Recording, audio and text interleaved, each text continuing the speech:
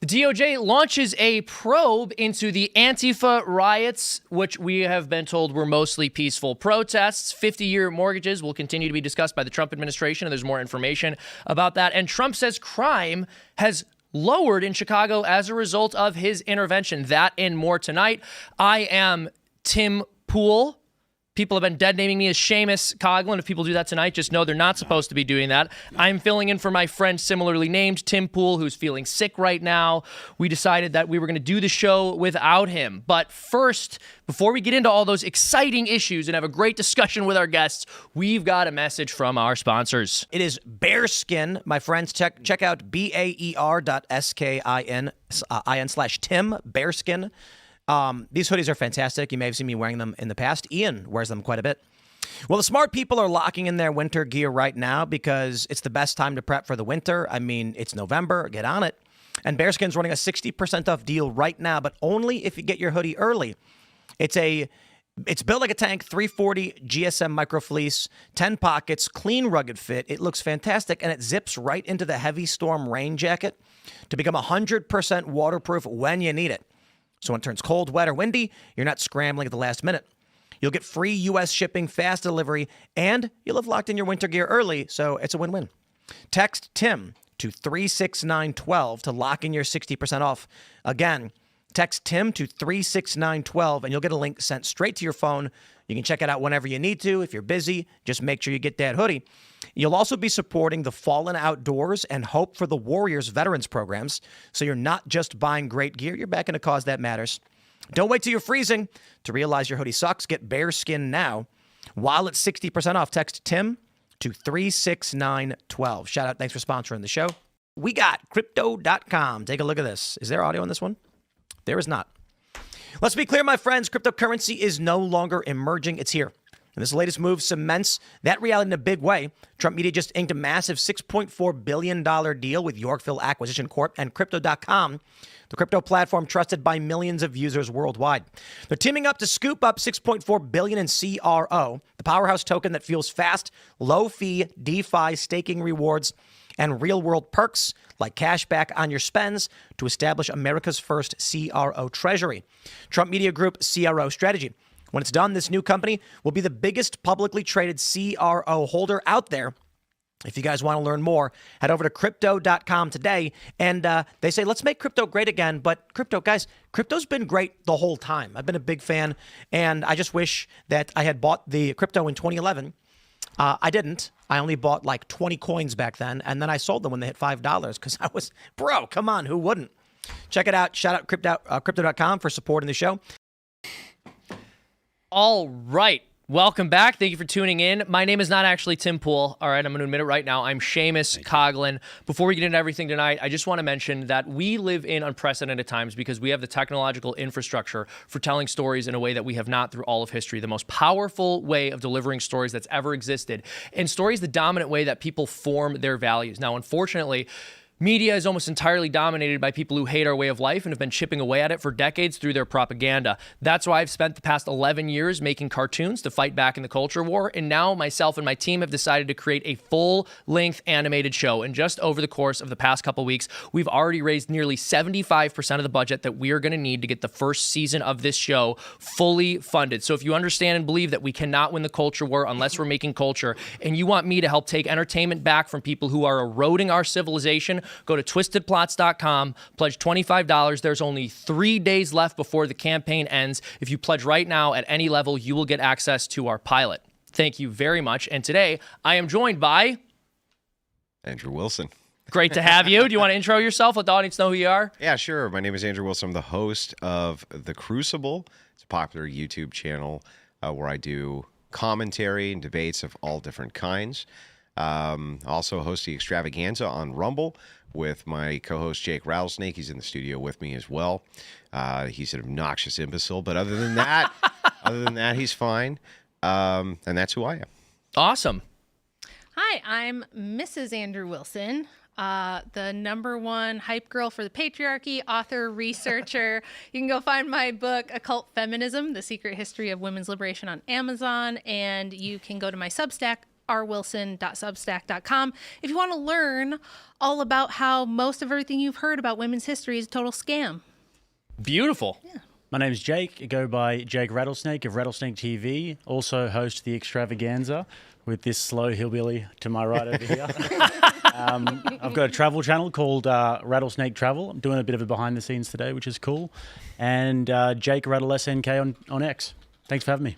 Hello, everybody. My name is Phil Labonte. I'm the lead singer of the heavy metal band All That Remains. I'm an anti-communist and a counter-revolutionary. Let's get into it. All right. So the DOJ launches a federal probe after Antifa militants riot at TPUSA Berkeley event honoring Charlie Kirk. Again, this is an event honoring the life of a man who was murdered by left-wing radicals. We shouldn't be surprised that left-wing radicals protested it. That's apparently what time it is in the United States right now. The U.S. Department of Justice Assistant Attorney General for Civil Rights, Harmeet Dillon, announced on Tuesday that an investigation has been launched into a violent attack against individuals attending a Turning Point USA event at UC Berkeley, perpetuated by the designated terrorist group Antifa. The FBI-led Joint Terrorism Task Force is also investigating the incident, according to the Justice Department. So this comes from the Post-Millennial. Yesterday on the show, we covered this as breaking news as we saw them doing this. Unfortunately, Antifa violently rioting and attacking people who are trying to peacefully espouse their values has become a bit banal at this point. We're so used to it that it's hard to even comment on it anymore without sounding like broken records. But nonetheless, sometimes you beat a dead horse. Sometimes that dead horse needs to get its butt kicked. So let's talk about that, what these people are doing, what needs to be done about this, and why it hasn't been done if it hasn't. Have you seen at the protests that they're showing up in front of the ICE facilities and they have all these like blow up suits of the cartoon Yes, characters? that's right. Yeah. And did you see when ICE sprayed one of them with pepper spray up in the flap? I really want to put a fart bomb in one of their breathing holes, man. That whole thing is designed to change their image. Yeah. The idea of the like mask wearing little ninja, with the hood on. And, they're running around and starting fires and causing all these problems. That's the image that Antifa burned into people's brains. So they basically burned into people's brains that they're a revolutionary anarchical group that's there to damage property, destroy things, and perhaps even carry out incentives for political assassination. That's right. And so, this kind of move to try to change by being more kid-friendly and this and that actually is hurting them more than anything else. And I'll give you my reasoning.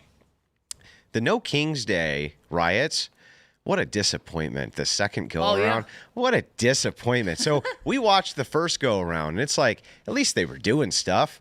They were all old though, even then. But you can get your eyes on you if you're doing stuff. If you're like throwing Lighting rocks off on and fire. You're lighting stuff on fire. You're throwing rocks on the police cars. You're wrecking everything. That brings the views. So at least that brings the views to your point. But now them becoming like the more kid-friendly leftist weirdos, nobody cares about that. It's a weird schizophrenic thing, too, where they're trying to be both at the same time. Yeah. Half the time they're dancing and wearing these costumes, and we're just silly and trying to have a good time, and who could be mad at our peaceful protest? And then the other half of the time, they're throwing bricks at police officers. Or they're doing cringe dancing. Yeah, and they do a lot of cringe dancing. Yeah, well, There's this is a the bunch- thing. When there you was a when you bunch of mentioned naked Antifa, when you mentioned Antifa being kid friendly, my first thought was impossible. There was someone on Twitter who said this very funny joke. They said Antifa is the militant arm of the sex offender registry. Totally. Love it. So look, the point that the point of what they're doing is they want to mock the establishment, right? So if they, and I saw this, I forget where the book was, but it was one of the essentially the handbooks of how you should conduct basically counter The rules for operations. radicals. Is that Rules for Follow up Radicals? season. Yeah. I'm not sure if it was specifically in Rules for Radicals, but the point is they want to have pictures of riot police clad police, right? Riot control clad police grabbing a dude in a blow up doll suit. That's right. Because it looks comical. Then the propaganda they can put out is, look, we're just out here being silly, having fun, protesting the authoritarians, blah, blah, blah. Yeah. Now, you don't see that the guy that was in the blow up suit was just hurling Molotov cocktails, right? You don't see that he was just throwing bricks at police. Whatever the violent action that he just took. The point is they want people to see pictures of a silly looking guy getting wrapped up by militant Scary looking police. militant police, yeah. So there is a point to them getting dressed up like that, and it is all about propaganda. Yeah, well, it is. It's all about image, and that's only one aspect. The other aspect, so you'll see the U.S. military does this a lot. They'll change uniforms, and one of the reasons they change uniforms is because if there's might be imagery associated with a certain uniform that brings bad thoughts in the American public or in people abroad, they switch the look out, right? That's the whole point. Militaries all over the world do this, by the way. An example, when you think AK-47, what do you think? That's right. Yeah, we think like Middle Eastern Taliban fighters. Exactly, or Russians, right? Or it's the Yes. bad The bad guys. guys. But the We Russians think aren't. bad guys, and so if the bad guys they start switching their weapons around and things, you might think that they're a little less bad. Well, and this is what's going on with Antifa. It's the same thing. I reckon that maybe ICE should counter signal them with like a Power Rangers outfit. Don't wear That'd the be white incredible. one. And they just go out and just do all this number when they're arresting them. Even Mortal better, Kombat. dude, like one of those Power Ranger mecha suits where they Yeah. all combine Yeah. together and then they're just they just have a giant net and they're able to scoop. Listen, like I said, it's up. fine. Just don't wear the white Power Ranger outfit. That'll get you in trouble. It'll get you into trouble. Well, this is funny. You mentioned this, how we have like certain psychological attachments to specific images and firearms. This is one of the reasons that we knew that Biden leaving all of our weapons in Afghanistan was pure incompetence, because if they wanted to arm them, they would have given them AKs so that people thought the Russians did it, or they didn't look too deeply into Yeah. where the weapons came from. The fact they would never intentionally give them American M4s ever. No. Right. No, and the other reason behind this this image thing is I do think that it's part of a recruitment protocol. So if you want to raise the next little generation of terrorists, domestic terrorists, by the way, let's call them what they are. Yeah. Domestic terrorists. You want to incentivize them to come in young. So that's another part of this. It's a mass propaganda. He's right. Well, they kind of need to, because Yeah, they right do. now it's all old hippie boomers. That's exactly right. And a lot of them, like during the day, because Andrew was covering this live on the Crucible, and during the daytime, they were doing like a whole Rainbow Skittles parade, topless. There was guys with their banana hammocks out in front of kids and everything else. So they always have to throw that in too. They always got to make it into something, Skittles and rainbows and Yeah. on top of everything else. inclusive and Yeah. equitable. Every single time. I was in Europe recently and I stumbled across two protests, one in Berlin and then one in Budapest. And the one in Berlin, it was a climate change protest, but of course it's just inundated with trans flags and all of these different transformers. And this was just by pure chance. I was doing a vlog and I came across it. And then same thing in Budapest as well. And it was, they were calling Viktor Orban a fascist and they had the Ukraine flags and everything. But then of course, all the Skittles flags, and I was like, they got to make everything about the Skittles. Well, Fake the it, issue yay. time. The issue is never the issue. The issue is always the revolution. So Yeah. the point is to disrupt the existing order in order to. This is why you see an amalgamation of it. It's always about not only climate change, but mass immigration Yeah, and yeah. Skittles Yes. and all these sorts of things. Yeah, It all links it's a club together. for people who hate their dads. Yeah, very good. Exactly. You're not mad at me. You're mad at your dad. That's why they always talk about the patriarchy. Feminists- This is a huge part of it. Yeah, sorry, go ahead. Feminists frequently get really upset because, like, they'll be like, "Hey, this is an issue about women," and then some other part of the left will slide in. And feminists are like, "No, this is about me." effing women. Why are you, blah blah blah?" Which is part of That's why you see the schism between trans people and actual Rad rad femmes. femmes and stuff like that. Well, in part. Oh yeah, go Well, I ahead. was going to ask if Rachel taught the himbo the word amalgamation. Like I was super impressed. Yeah. 5 syllables. Good job. Well, but this That is was also, good. I think, another part of the reason that you always see the pride flags there is because they know that they have to warp people and make them sexually perverted in order to blind them so that they'll go along with their agenda. Sin dulls the intellect. And when you say, I'm going to take the most intimate part of who I am and orient that towards short-term pleasure instead of the logos, what is reasonable, what God actually created me to do, you become a perfect slave. And so that iconography is always going to follow these movements. And we know historically, when you have sexual revolutions, you almost always end up with very intense violence, because when people stop restraining their passions, first their lustful passions, they stop restraining their wrath. And that's the step that we're on right now. Or vice versa, right? Yeah. I mean, that's what you're talking. You're talking about Christian ontology, and so you're right when you're talking about the telos or teleology, or moving out of it and into the passions. One always leads to the next, to the next, to the next. So I totally agree with this, but I do think what you're seeing right now is the formation of these groups are now getting a lot of pressure on them, especially from the Trump administration. The move to call them domestic terrorists gives the Trump administration a huge amount of leverage to start using law enforcement in very creative ways and military assets in very creative ways. So do you think they're actually going to do anything about this? I think they are. I hope you're right. I think that they are, and I think that it's all quiet at the moment. But it's because of that. I think that this push now, the recruitment push and the image change push, is because they're terrified that now Trump may be able to use much better LEO resources to go after them being kind of labeled domestic terrorists, and that getting into the public consciousness. Yeah, because whenever there's a Democrat administration in place, these people are pictured as heroes, right? Yeah. They're liberation heroes. They're fighting for freedom. They can never, when you ask them, I mean, how many viral videos are there of someone asking them, why are you here at the protest today? And they're like, I don't really Stuff. I don't like rules. You know, they don't really know. Yeah, it's It true. looks AstroTurf, so AstroTurf. Oh, yeah. Yeah. It usually is. Yeah, There's and I- usually like, you know. I keep on bringing it back to the foundation European money ones, but it's just funding. interesting when you see them all around. I saw another one in Serbia, and the government, there was a big protest going on in Belgrade, you guys might have seen over the past few months, and the government was paying for a whole entire encampment of protesters across the road from the Parliament building.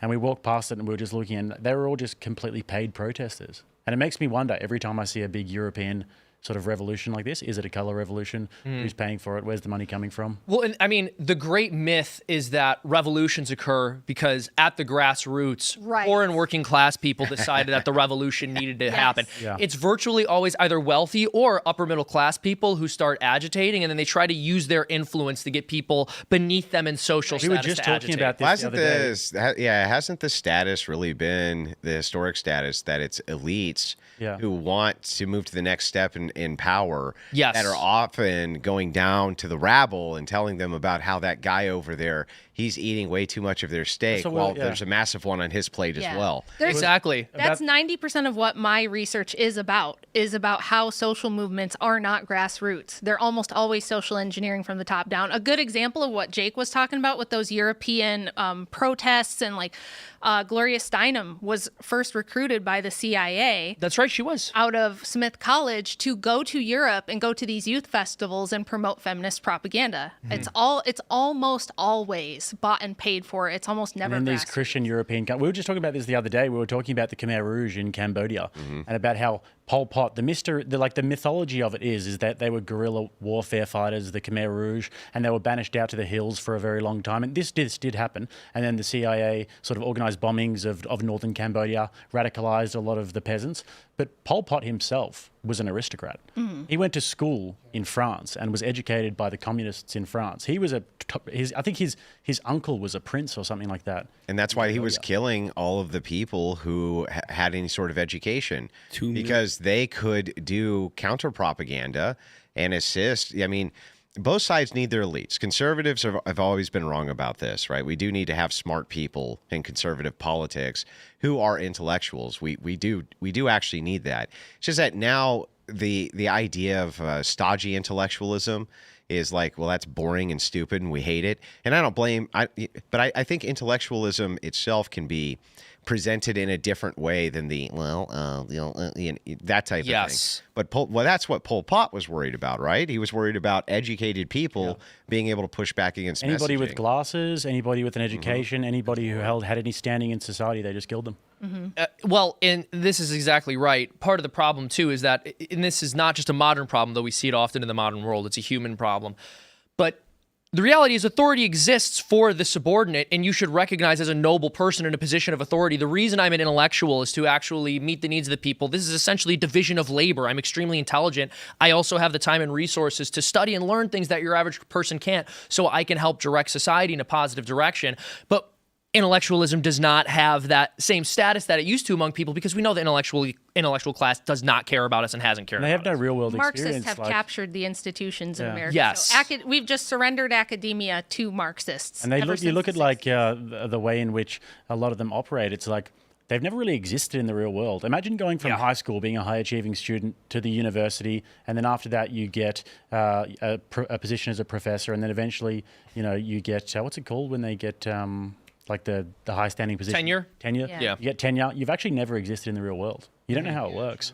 And I just got to say, all the teachers that I ever had in school growing up or through college, the best ones I ever had were all people who spent time in the private sector. Yeah. They all knew way more about the subject matter that they were teaching than the ones that hadn't. Yeah. Because of practical application. Exactly. It's not just theory the at way that that this point. happens, Yes. the way that institutional capture happens is, I have an article about this on my Substack actually with tons of examples and citations.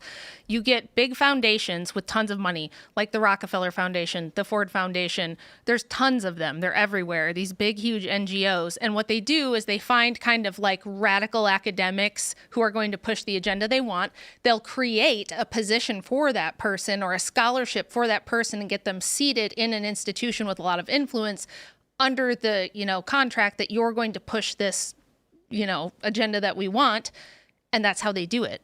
Because people think this is like conspiracy theory stuff. It's very simple. Yes. Well, that's the thing, right? Human systems are they're easier to manipulate in a certain respect than a lot of people think. And one of the things, I've got this buddy, Aaron McIntyre, and he's been on the show a couple times, but what he points out very often, and I think correctly so, is that democracy is essentially just ruled by mass media. Yeah. You can simplify these things in a way that helps you understand it's not just this needlessly abstract and complex system. There's like buttons that you can push very easily. Yeah. And you're absolutely correct. You just get some people with the right funding to create a specific scholarship or position at a university, to put some Marxist theorists that you like in there, and all of a sudden you've reshaped the minds of literally hundreds, even thousands of students. Yep. There's a capability crisis also, and that's getting worse and worse and worse. So an easy example, the last time you went and got a fast food burger, you know exactly what I'm talking about with the capability crisis, okay? But it's all sectors of society you'll find this in. By the way, you can't show yourself at a drive-through after the show ends because they'll know that you said that. And they'll mess with your food, dude. Exactly. They're capable of doing that. Let me ask you a question. Let's say that you happen to be a capable individual, and just because you're just a little bit more capable than most of the people around you, you're able to subvert an entire institution, because it's not that hard. Yeah. Right? Systems over time, they become kind of decadent, and the rules and processes become more important than the spirit of what those rules and processes were there for. Yeah. And when you just get a slightly capable person in there, they can easily bend an entire institution to their will. Yeah. And so, but the thing is don't they kind of have incentive to be bad guys when you think about it? If you're able to so easily do that, wouldn't you easily look around and be like, well, I'm clearly the most capable person around. People should do what I say. And so it seems to me like Marxists also, they were masters of this, masters of going into institutions that had these kind of sort of rigid rules that had lost the spirit of what the rules were there for. And they just weaponized them, took them over quickly and went, well, we're the most capable. That's why we're winning. And that's exactly why society should march to our drum, right? Yeah, well, that's exactly the problem with having rules based in a high-trust society now applying to a low-trust society. That's right. These institutions all existed at a time where the rules made sense because people could generally trust one another. They were on board with the same projects. Right. We're not in that position anymore. Nope. I mean, not even close. Not even close. Yeah.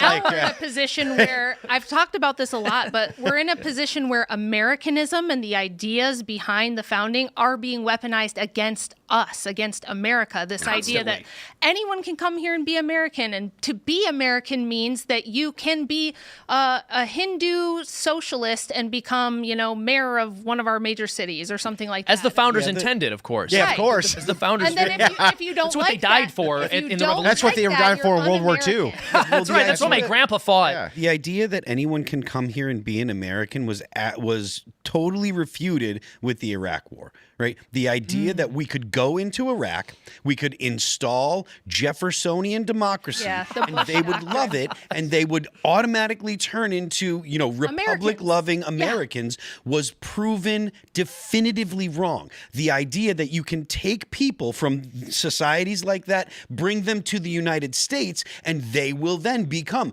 lovers of Jeffersonian democracy. They will automatically love our liberal society. That is flat out wrong. great it is point. totally Yeah, wrong. 100%. 100% wrong. And to continue to behave as such will not make people into Jeffersonian democracy lovers. It will make America more like the places that they came from. It will not make those people into Americans. Look at Minneapolis. Look at Dearborn, Michigan. Look at New York City right now. These places are like, if you would have told, I was 21 years old when 9/11 happened. And if you would have told me then, in the aftermath of 9/11, for those of us Gen Xers and older who really remember that time period of the whole country, for the only time, in the last 25 years, we're all like really united around this idea of like proud to be an American and defending our country and like we're going to get whoever did this kind of thing. If you would have told me then that 25 years later, we're going to elect a socialist Muslim mayor of that same city that just went through 9/11, I would have never believed you. It's interesting. I would have found it impossible to believe at the time. There were actually public opinion polls that showed that people began viewing Islam more favorably after 9/11. A large part of that was because there was this massive push by the institutions to say that we should really feel bad for victims of Islamophobia. But it's always hilarious because you can poke holes in these ways of thinking so easily. They'll say, well, 9/11 happened, but then innocent, peaceful Muslims who didn't do anything wrong got blamed. So they're the real victims. I'm like, well, hold on. Yeah. Well, Islamophobia happened, but innocent non-Muslims who aren't Islamophobic got blamed. So we're the real victims of Islamophobia. Actually, the UK got completely and utterly screwed by this. Islamophobia has been all the hype over the last few decades, and you've got guys like Mehdi Hassan who are at the forefront pushing that in the UK. He was there for decades as this sort of intellectual, but he's not a liberal. He poses as a liberal or an intellectual, and he goes and subverts the United Kingdom political system. And but we know there's videos of him saying, I view non-believers in Allah as cattle, right? That's right. And then he moves over to the United States, and I don't know how the left don't see this. He is a subverter through and when through. you ask, they do see it. They love they it. do see it. They think That's right. they want to engage in subversion with him. They believe that they will be able to convert. That they will be able to convert him to a liberal orthodoxy. Yeah. He will not be converted to a liberal orthodoxy. Every single time a left-leaning liberal, whatever you want to call it, person has aligned with an Islamist, the Islamists win, because once the Islamists are given power, they will cut the heads off of people this is that the dilemma. disagree. The same dilemma that they've got in the UK at the moment. It's the feminist dilemma. Yep. The feminists are out there in the streets saying, mass migration, immigrants are welcome here, and then they get over there and all of the immigrants are like, oh yeah, okay, yeah, feminism, cool. And it's like they actually think, these liberals, that these people will arrive on the shores of England or America and they will all of a sudden realize their internal yearnings for democracy and for feminism and for transgenderism. It's a fantastic point. We were discussing this the other night when we were doing debate prep. It is in fact the case that Islam hates progressives. I mean, they hate progressives. They're a special kind of hate. But if progressives are the ones advocating that we bring in more, then they will vote along those party lines. That's right. To get their cousins in and to get their fathers in and to get their brother husbands. Their brother husbands. Yeah, exactly. They'll vote to get all those people in, and then they'll look over and they'll say, okay, now we're in charge. Guess what's going to happen to you? You're exactly right. The question becomes this, though, is like it's so obvious that that's going on, right? How is it that these people are able to hold these cross-generational plans for this, and Christians are so incapable? Mm-hmm. We're so incapable of thinking about the Christians who built these hundreds of years cathedrals. It took them hundreds and hundreds of years to finish these great works. And now suddenly we're totally blind and we can't do any sort of cross-generational planning. We've been infected by liberalism. Yeah, we see ourselves as atomized individuals and not part of an unbroken lineage. Yeah, these guys do, and that's what they're doing in the UK. And they're like, yes, absolutely, we're all for the liberals. We love the liberals. I heart liberals. I was listening to Daryl Cooper's podcast, The Fear and Loathing in the New Jerusalem, and he made a really good point that we like you said, Seamus, we are atomized sort of people, and we don't really have this unbroken line. But if you go to speak to those guys and you ask them who they are, you'll have to take a seat because, they're, father is this person from this place, third of my line, whatever it is. But you tell us and we're like, I'm Jake, go to YouTube channel. We don't really know who we are anymore and where we come from. And I think it's all because of the sense fallout of identity. World War II.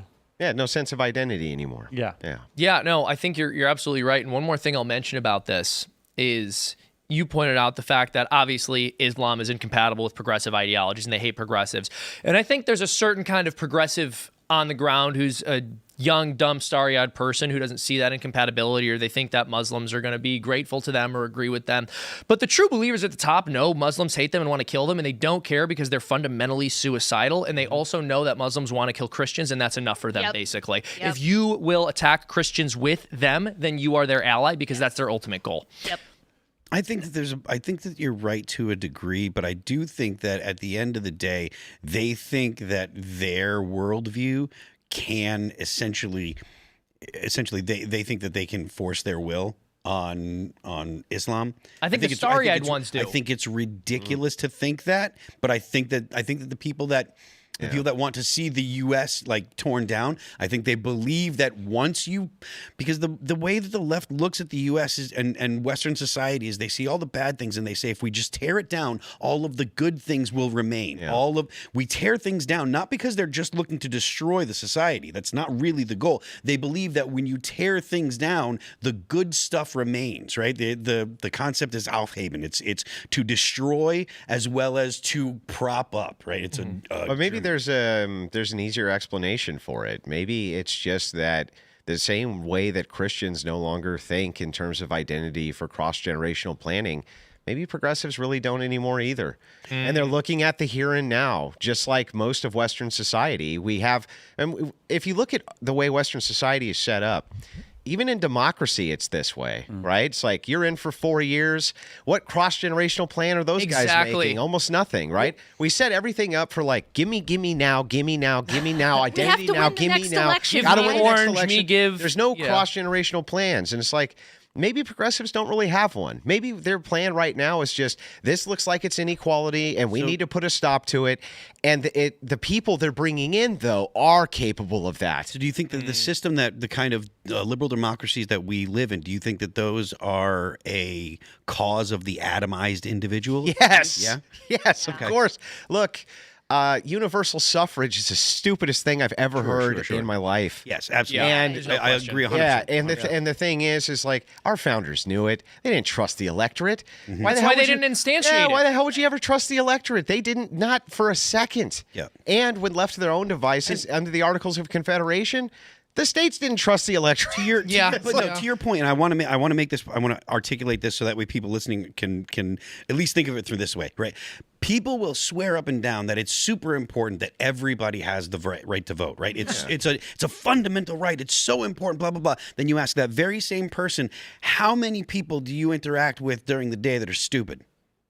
And they're going to say, at most least of them. half the people. Yeah. So then why do you want those people to vote? If you believe that half the people that you interact with, or more maybe, are stupid, right? They can barely get through the day. You're amazed that they can drive a car, that they can do simple things. Yeah. Whatever. If you can't fathom these people managing their day-to-day life, why on earth do you want them to vote? Well, if you don't trust a person's wise enough to be the president of the United States until they're 35, why do you trust a person to be wise enough to vote for them until they're 35? They don't even think women can pick who they want to date until they're 25 because their frontal lobe. Yeah, they're prefrontal lobe, but they can vote. It's like, Or be on OnlyFans. You can join OnlyFans Yeah, when you you're can join 18 years old. But I've never heard a good reason for why some blue-haired, wannabe Marxist, tofu-eating university student should be able to vote. I've never heard a Well, single let's good their reason. let's stake? just say what's agree with true is that the reason we have universal suffrage is not because anybody thought that was the best idea. That was put into place because then all that elections become and all that democracy becomes is a big dog and pony show where it's just propaganda. It's just who has the most money and the most ads. Well, it and also it becomes about becomes a voting blocks. shadow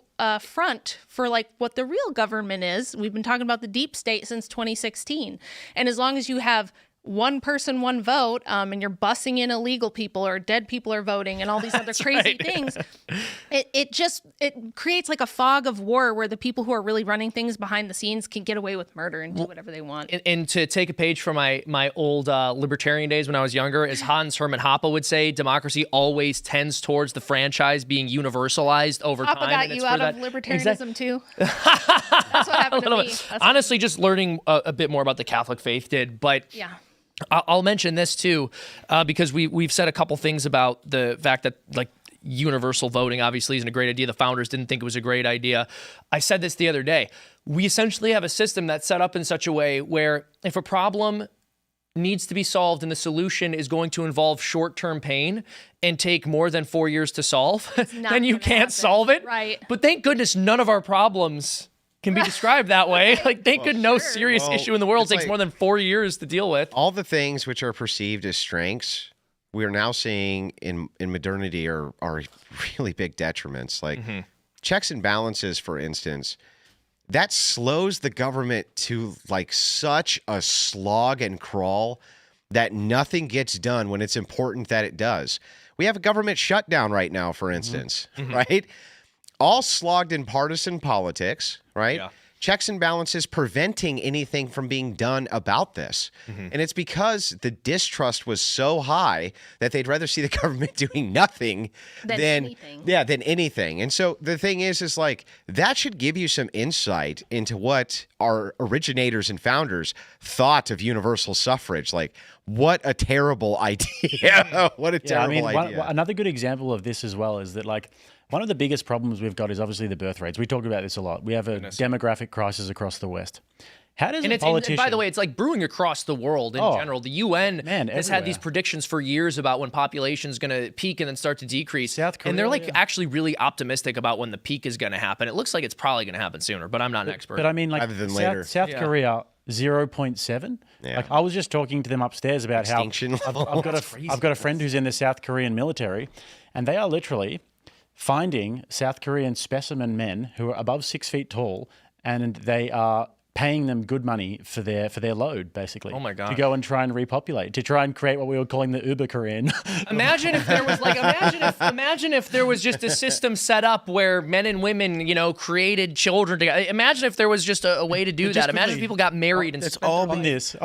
But what would a politician realistically do, right? If you're going to be campaigning, are you going to come out and say, all right, ladies, back to the kitchen. Back to the kitchen. We need to go in. We need to start making love, making babies, making families, or just open the back door and just bring in a bunch of migrants. Well, kick the can down the road. Or even better, you have to pander to that vote, right? So now, unfortunately, that block gets to control whether or not you get any power or not anyway.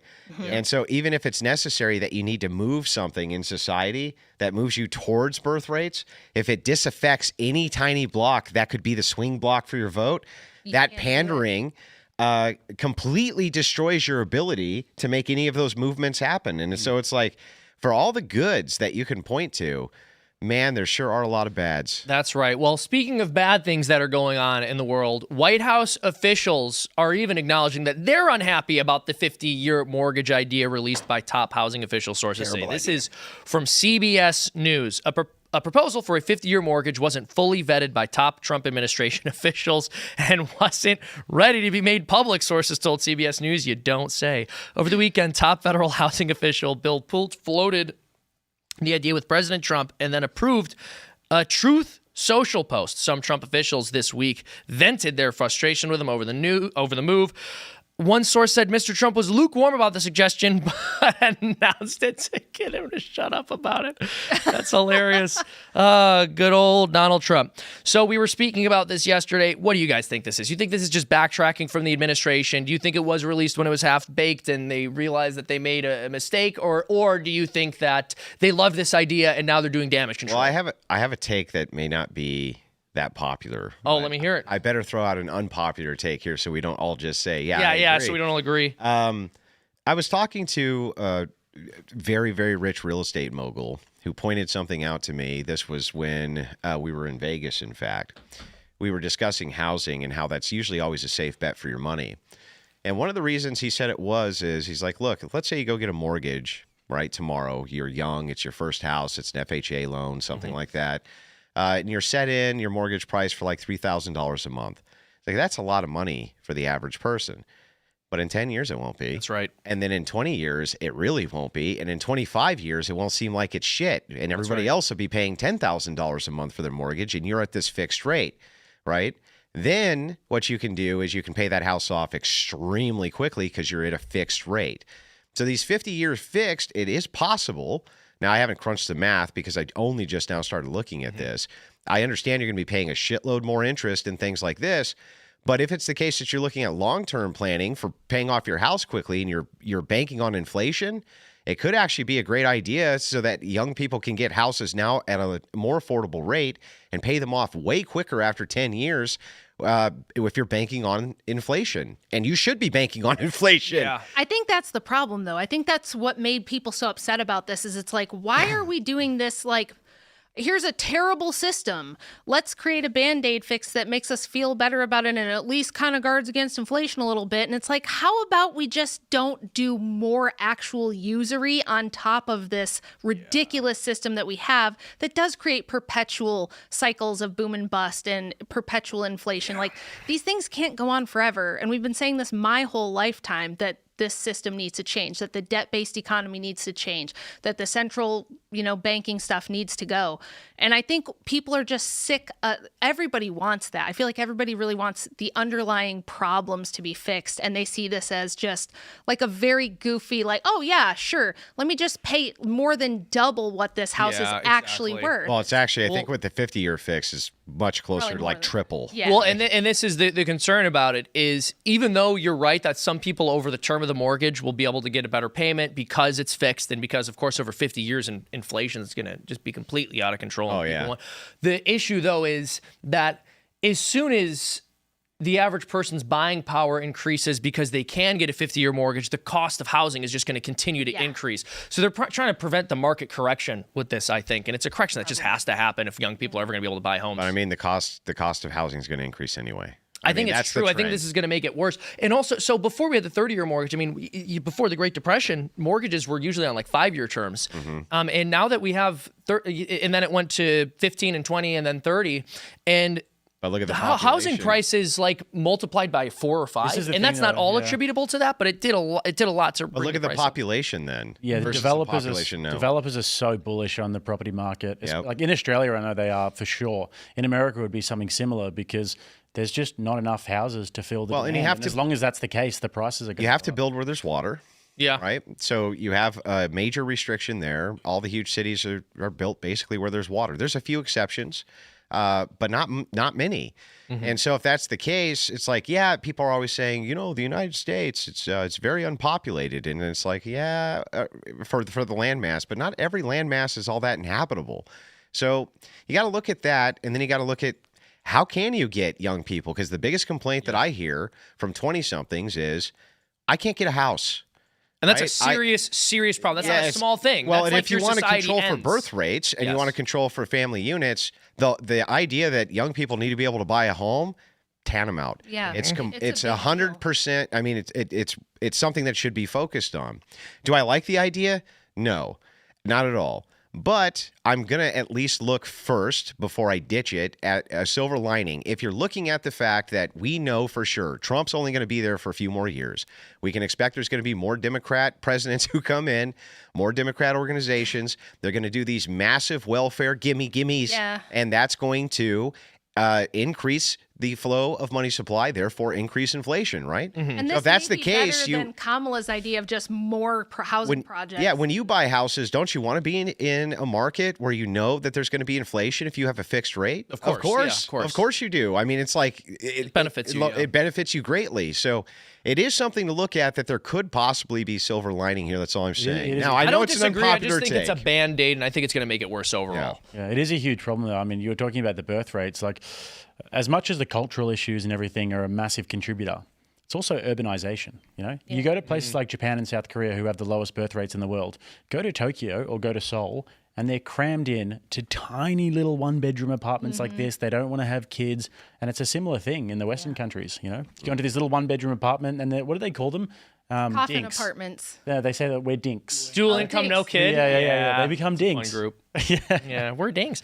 And then they make those TikToks. They're like, oh, we're dings. We don't have kids. We can do whatever we want. Yeah. Bro, I got to make a TikTok where I'm like, I don't have a rescue dog. Haha. Like, I don't have to take care of a little animal. Like, oh, this is my rescue dog free life. I don't have to wake up in the morning to take him outside. If you ever did that, people would lose their minds. But if you do the exact same thing about having children, they go, you go, girl. Oh, yeah, there was a guy that just interviewed people at like some kind of leftist rally, and he was talking about like that they're aborting puppies. Did you see that? Oh, yeah. And they were like, that's horrible. Yeah, he was explaining abortion as though they were doing it to puppies and how horrible it was. And the people were like, oh my God, we have to stop this. It's so terrible, until they started to slowly realize he was talking about people, and they were like, it's dark.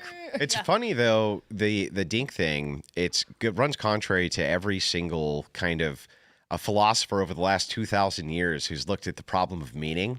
yeah. And so I always try to explain it to people like this. Think of it like a survival craft RPG. What makes that RPG so much fun is gathering all the resources and then spending them, right? It's spending all the resources because that's the time sink on this, on this, on this. Once you've built everything, the game's not fun anymore. That's right. It's not fun anymore. And one of the things about having a family and kids is that you're out there crafting all the resources, right? And there's a sink. There's kind of this endless sink for resources. And it's like, often what will happen with these people is, well, they get all the things that they want and they have no more fucking purpose or meaning, right? Well, it's so bizarre, too, because you're correct that every philosopher worth their salt acknowledged that the family unit was the cornerstone of civilization and it gave people meaning. But even the barbarians wanted to have children. They didn't want to take care of them. Right. Or they wanted to have them with multiple different women, but they wanted to have children. Well, this they needed idea them of for I want to legacy. end my bloodline so that I can focus on little pleasures in So I can life go to is music so festivals like on the emasculating and weekend. Yeah. embarrassing. It's not even something that stupid people thought hundreds of years Well, ago. even their demon gods were like, gotta have kids who are going to torture. yeah, exactly. Who are you going to sacrifice? That was the sacrifice. Yeah, that's the whole Yeah, point. now we've got right? people who are like, but I want to go to the Taylor Swift concert and the music festival and everything on the weekends, and I don't really want to have to. And think and about it's just anything it's a else. very decadent lifestyle. Yeah. And what it does is it moves away from what we're trying to see in society anyway. Now, it's not a perfect analogy, obviously, the survival craft thing, but the point is what we're talking about is meaning. And meaning, people, if you poll people who have children, things like this, they almost always way higher on happiness index than people who don't. And the reason is because of meaning. You have great meaning that comes with your bloodline continuing. And from an evolutionary model, even, isn't that the primary edict? Yeah, exactly. If you're just an evolutionist, you believe that we're the product of some randomized Darwinistic process, then you should recognize that, of course, that process is going to reward you psychologically for having children. We wouldn't have gotten very far as a species if it didn't. But yeah, they argue that you shouldn't have children, you shouldn't have a family, you're a much better consumer if you don't, so it works for the system. But it's just a very jarring thing. One thing people get horrified by nowadays is if you say something to them like, oh, it would be good if you had a family, or if it would be good if you had kids. That is like a shocking statement that really offends people. But people will constantly say, well, there are some people who just shouldn't have kids. You're allowed to tell people that they shouldn't have kids, which is far, far more insulting. Right. But if you tell somebody that they should, all of a sudden like, you're a how monster. dare But you that put was that a on me? blessing for all of history to say, to tell someone, I hope you don't reproduce. It's like not a kind thing to say. Well, and there I is. just had a you gotta lady tell admit, me the other night on the whatever podcast that my life would have been yeah. much better had I deleted my children. That's insane. She's a sick, but she's trying to make herself feel better about her own decisions. Well, that's why you say something like that. That's exactly what she said. She said, if I were in your shoes, I would have had a much better time doing that. And it's like, my dad gave me this great piece of advice when I was young. We were talking about some women in our lives that we knew who had like massive self-esteem problems and never gained any self-confidence, and they became these black holes. And he said, they all think that self-esteem comes from other people telling you, oh, you're good enough and you're beautiful the way you are. And he said, that's not where self-esteem comes from. It comes from doing difficult things and persevering and learning that you can trust yourself to handle tough things. That's exactly right. Like, can I trust me? Yeah. Am I able to, not does everyone pat me on the back and tell me how Can I great I trust am? myself to handle this and Yeah, follow through yeah. and do hard things? And then as you do those hard things, you build actual self-esteem and actual confidence. And that's something that everyone's lacking. Like the younger generation, that's why they're all anxious and depressed and everything. It's like They don't And even they have don't social think they can do communication anything. skills. No, they can't even talk to Terrible. people. Can't even talk. There's literally have- no communion Well, anymore. they have meltdowns if they have to like work more than 4 hours at a time because it's just they don't believe that they can do anything hard. I had a friend of mine that for a long time she couldn't call to order a pizza because that kind of interaction was too stressful. These are the also, by the way, like I'm not saying we shouldn't take the problem of left-wing violence seriously because there are lunatics out there who will actually do it. But just so you know, like a lot of the people threatening you on the internet are afraid to make phone calls. True. Like, they are too afraid to make their own doctor's Well, appointment. one thing I'd point out is actually because of the rate of mental illness on the left, the rhetoric that they use is 10 times worse, even if it's similar to that of right-wingers. Let's just say it was. It's worse. It's still 10 times worse because their appeal is always to that lunatic fringe. It's always to the craziest people, and those crazy people, they're always in their discords. You ever go to like a Destiny Discord? Oh my God. You ever go to a Vosh Discord? Holy shit.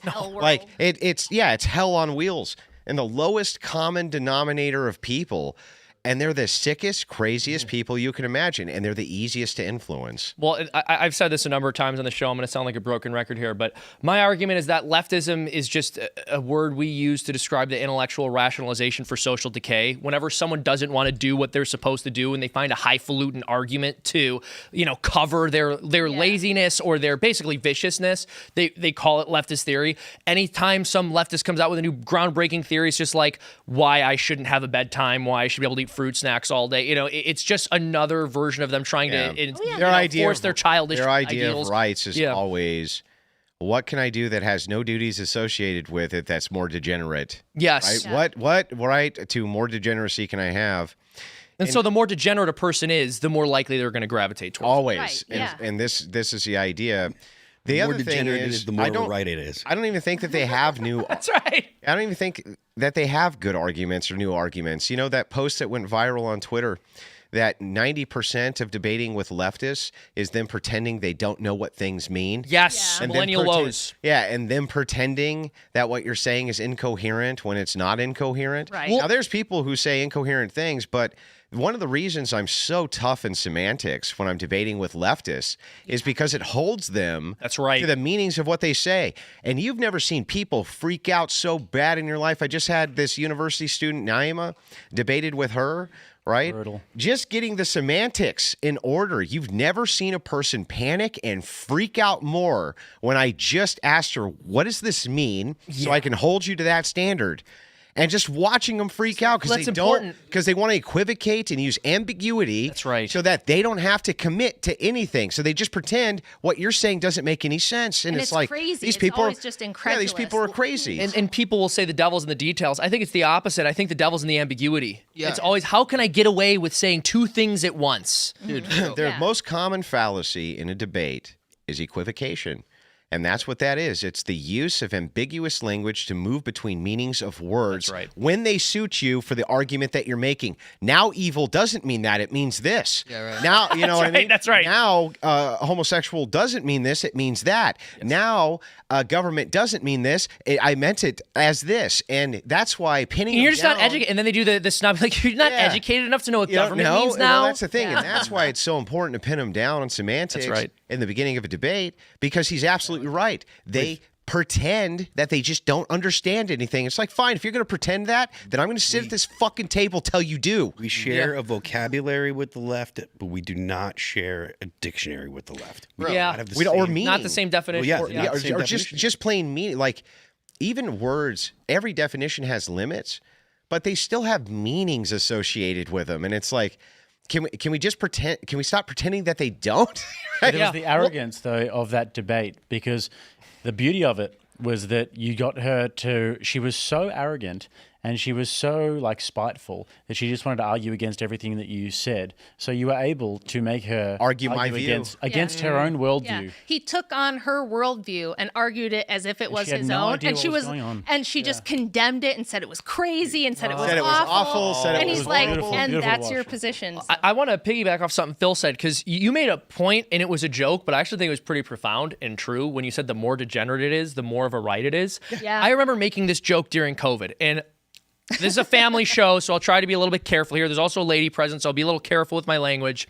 But They were saying like you that's a can't. shot at me. No, absolutely not. No. Like it's a shot at me. No. It should have been. No, now that no. you mention it.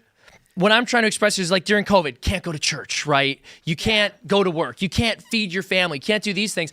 And I was like, dude, and they laughed at you. They said, you think your freedom's so important? Like you're going to prevent Same thing they people say from with life. guns, by the way. Exactly. You think your freedom's so important? People are going to die, blah, blah, blah. They were laughing at you for asserting legitimate freedoms. And I thought this at the time. I was like, dude, if the government said that like sodomy increases the likelihood of getting COVID and they tried to restrict it, they would lose their mind. Yeah. And then what happened? Monkeypox. Exactly. Monkeypox happened. And we were told we had to stay locked down and we couldn't go to our jobs and they had to give the largest transfer of wealth that ever happened in all of history to the richest people in the country. We were told, sit down, shut up, because this virus is serious. But then when it came to monkeypox, it was like, well, we can't tell people not to do that because that's the fundamental right. Because the more degenerate it is, the more of a right it is. Andrew just had a guy he had like a 5-on-1 style debate.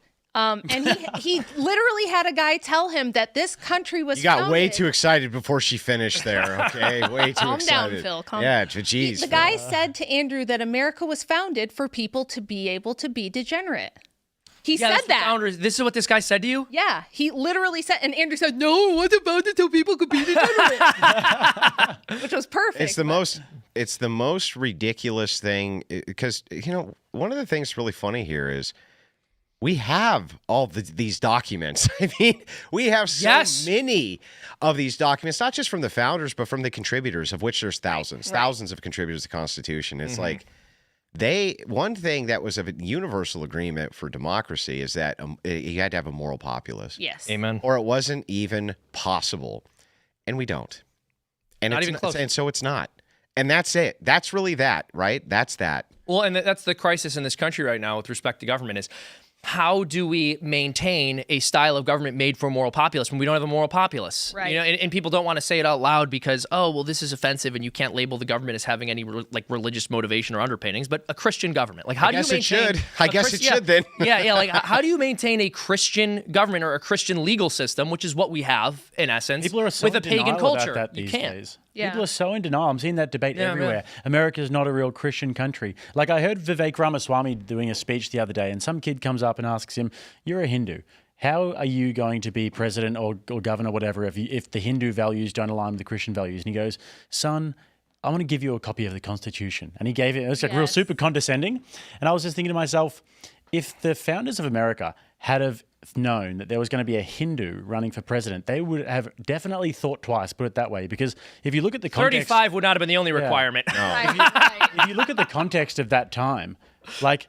This is a time when they didn't even have any contact with Hindu countries, or maybe loosely throughout Europe. Like the Bhagavad Gita and the Upanishads maybe just started to make it to Europe. Like if they had they were not thinking the same back then as they are now. If you thought there was going to be Arab Muslims coming in and being governor of New York, like a mayor of New York, it'd be unthinkable for them. And by the way, what we did a show with Vivek. I was actually hosting that time. It was a great conversation, smart guy. But yeah, I don't buy this idea that we can just interchange these religions, Christianity and Hinduism. It doesn't work. And you see this rhetoric from more and more people on the right. It's not just him. That's like we're a Hindu Christian nation. It's like no, like this is not. These are different sets of ideas. Yeah, that's mine. You can borrow There's that. five of them in the cabinet. I'm not Hindu, but I will fight for your right to be Hindu. I will Christian, die. so you can be Judeo-Christian, Hindu. any of these things Yeah. are going to be Vivek. incompatible. You can't have a new subset of value structures come in and not have conflict with the old. And, Ever. Yeah, and the thing is like you can't also say that you don't want these things to change, these amendments to change, which are ratifications of God-given rights, and then deny the God from which they're drawn. Amen. And so ultimately, I think what you see here is once again, we're being conquered. We're being externally conquered, and that's because of internal policy. And I don't know exactly what you're supposed to do about this with universal suffrage, man. I don't even know that there's an answer to it. Yeah, I hear what you're saying. Like, are we just on a trajectory where society is going to fall apart? I've thought about this too. There's a great quote. I probably say this like every other week on the show, but the Venerable Archbishop Fulton Sheen said that communism is not what destroys society. It's the rot that sets in when your society's already been destroyed. Yeah. And I think that that's true, honestly, of a lot of the social problems we're seeing. We're going, how do we save the country from this? And it's like, well, if that's happening, in some sense, it's too late. But the people. God can raise the dead, right? So I'm not black-pilled on it. I think our country could come back. It just won't be through Look, I want a natural Renaissance as much as the next guy. That's what I'm always advocating, we're right? trying to Renaissance, Renaissance, Renaissance, not revolution. Amen. But That's right. But the thing is, and here we've had them before, and they can happen rapidly. But here's what I see. I see a pretty decadent population, and that's what I see. The irony of that is that what are you going to get out of that? Not democracy. You're going to get a tyrant. And it's just like, That's true. what kind of strong man is going to come out of that? Historically, it's not usually very good. That's why Andrew's always trying to advocate for Christians to start feeling more comfortable governing using their Christian morals, and not this crazy idea that everyone except us can do that, right? The Muslims can govern with their Muslim morals, and the Hindus can govern with If you Hindu don't wield morals. power as Christians, people will wield power against you as Christians. Well, and this is one of the hilarious little bits of rhetoric we've heard for the past several decades. You can't legislate your values. Yes, you Well, can. It's like, well, it's funny because what they're being sincere. They're saying you can't Yeah. legislate You your can. values. But we can. Yeah. You can't legislate anything but values. By the way, it literally What they do is they completely just incoherent. rely on you accepting the presupposition that we should govern as secularists. Right. Well, or all it govern, is. That's true. or govern the supposition that, well, I know what Christians really should be doing, not Christians. yeah. Yeah. Well, Not I hear that Christians more are than always anything. telling us what You're we not a ought real to be Christian. I go, are you Exactly. a Christian? And they go, no. And I go, what the hell are you talking about then? Yeah, you're gonna sit here. Right? And police What are you- me. what are you talking dude, about? Or my favorite is when they go, "How very pro-life of you." Yeah. Anytime you say anything like this, you call yourself pro-life, and yet you don't think we should be funding Latinx folks in Uganda having slam poetry sessions. You know how many people will die if we don't do that? It's like, come on. 35 cents to secure the kids from AIDS in Africa. Exactly. And you want to take that away from you said? What kind of monster are you? And you're like, okay, 1 million abortions a year right here, though? Well, that's woman's right. Exactly. I'm just going to accept you just said Latinx folks in Uganda. There probably is some sort of a subculture, you know. Sure there is. So good. There's like 3 of them. Listen, you never know. But listen, speaking of Christian policy and sensible policy, one thing that's gone completely out the window over the course of the past several decades is any semblance of law and order, punishing people when they break the law. We're told it's too complicated.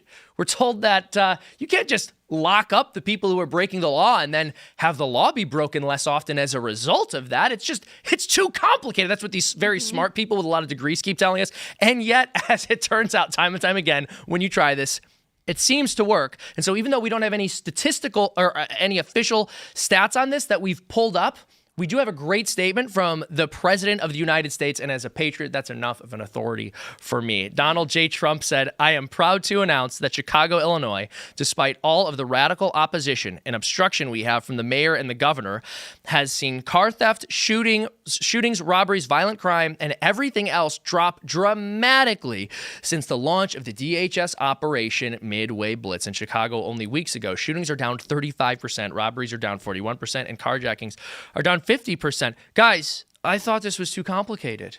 Yeah, I thought we just have to hug them and give them money and resources, and then they'll just behave. They'll just want to be good. Their mom never took him to Disney as a kid or gave him cocoa, and that's why they broke the law. Progressives have been, and we found this out recently, and I've been covering many of the various podcasters who've broken these stories, or at least enhanced them, that many progressive cities have been for years lying about the crime rates by simply allocating crimes in different categories where they don't belong, and then saying, see, violent crime is dropping. Well, sure it is. I'm sure violent crime is dropping if you consider mugging like jaywalking, right? Then absolutely, all of a sudden, violent crime is going to drop drastically.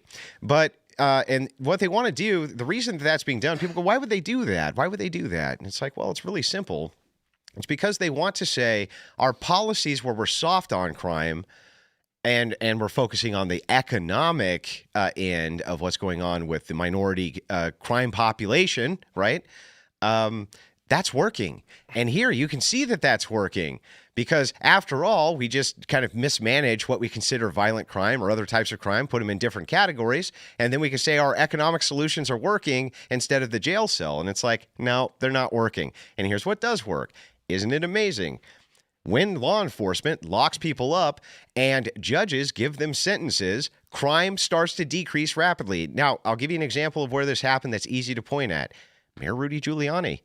Yeah. Did a fantastic job. And don't ever tell me stop and frisk didn't work. It worked. 100%. Okay, it worked. And don't tell me that the tough crime stances haven't worked. They have worked.